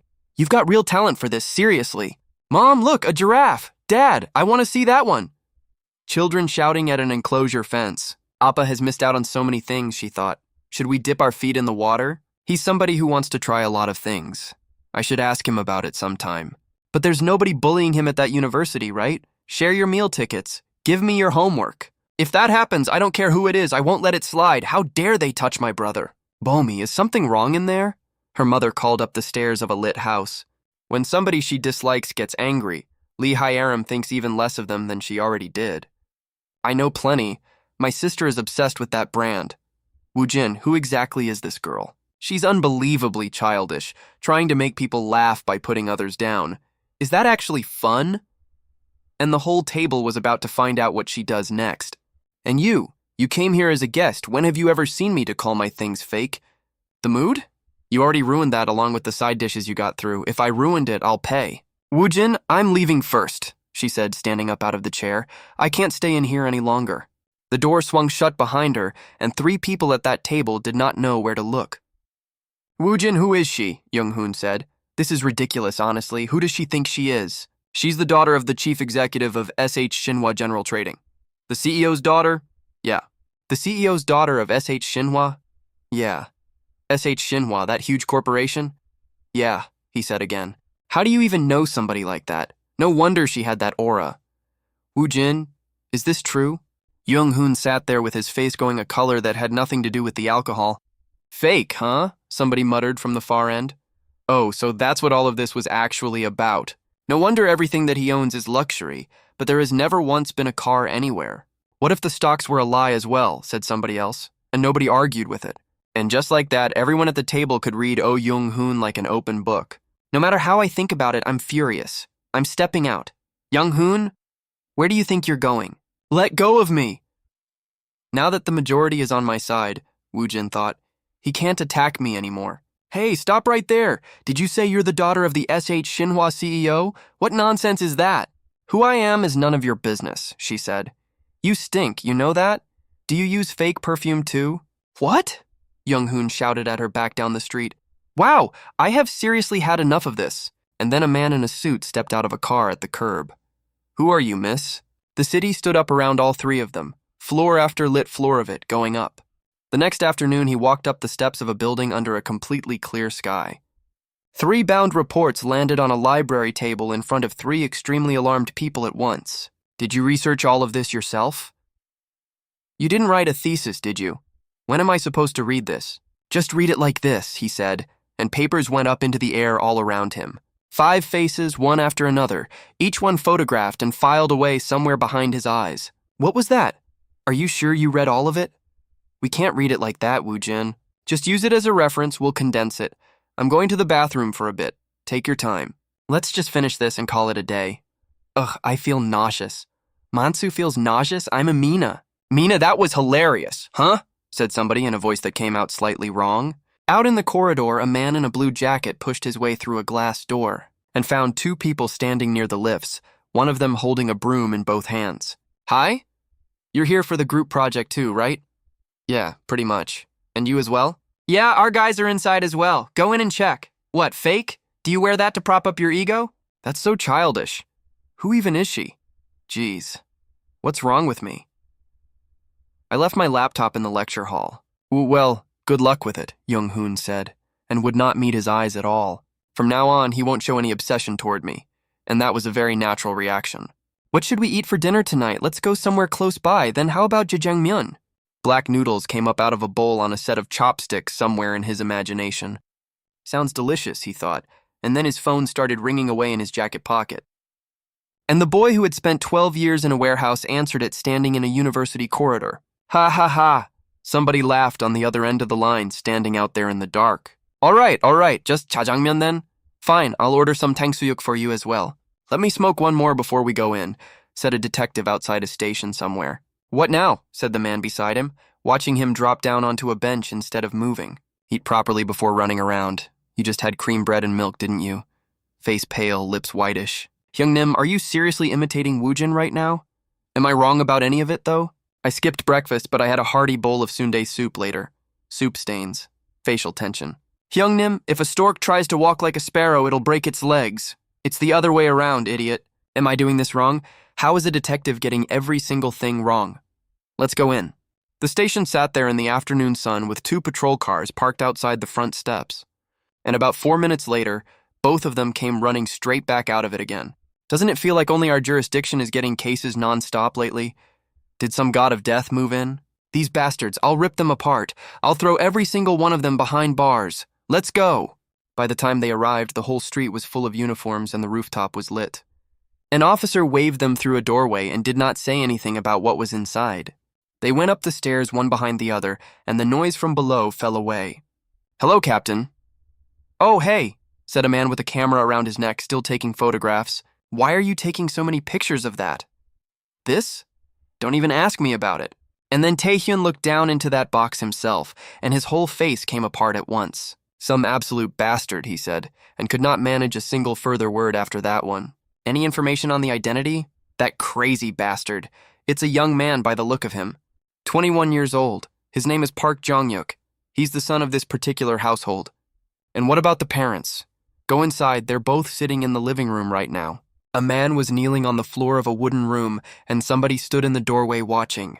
These situations are always the hardest ones, Taehyun thought, and made himself walk in there anyway. I wanted to comfort them, but catching the culprit quickly was the only real comfort I could offer. I don't even know what to say. I know this is heartbreaking, but I need to ask you a few questions. Detective, please catch that bastard quickly, that damn murderer. Please, you have to find him for us. Sir, I know this is hard, but please try to stay calm. Oh, my son. He looks like he's about to collapse. Where's the ambulance? It's on the way. It's coming. Move him slowly, watch the stairs, keep your balance, watch out for the bricks on the ground. Did you call them? Tell them we need the forensic results by morning, no matter what it takes. Anything else we found? Nothing significant yet, said a technician with a torch in one hand. I've never seen a psycho like this before. Judging by the crime, there's no way this is their first time. They chopped up the body and posted it home. Check every black box camera in the area, right now. Taehyun stood on that rooftop under a sky the color of wet cement and took out his phone. What do you feel like eating this time? He typed, and his hands were not entirely steady. Shin Woo-jin is going to find whoever did this. The only question left is which one of him will be standing there when he does. So who exactly is Shin Woo-jin?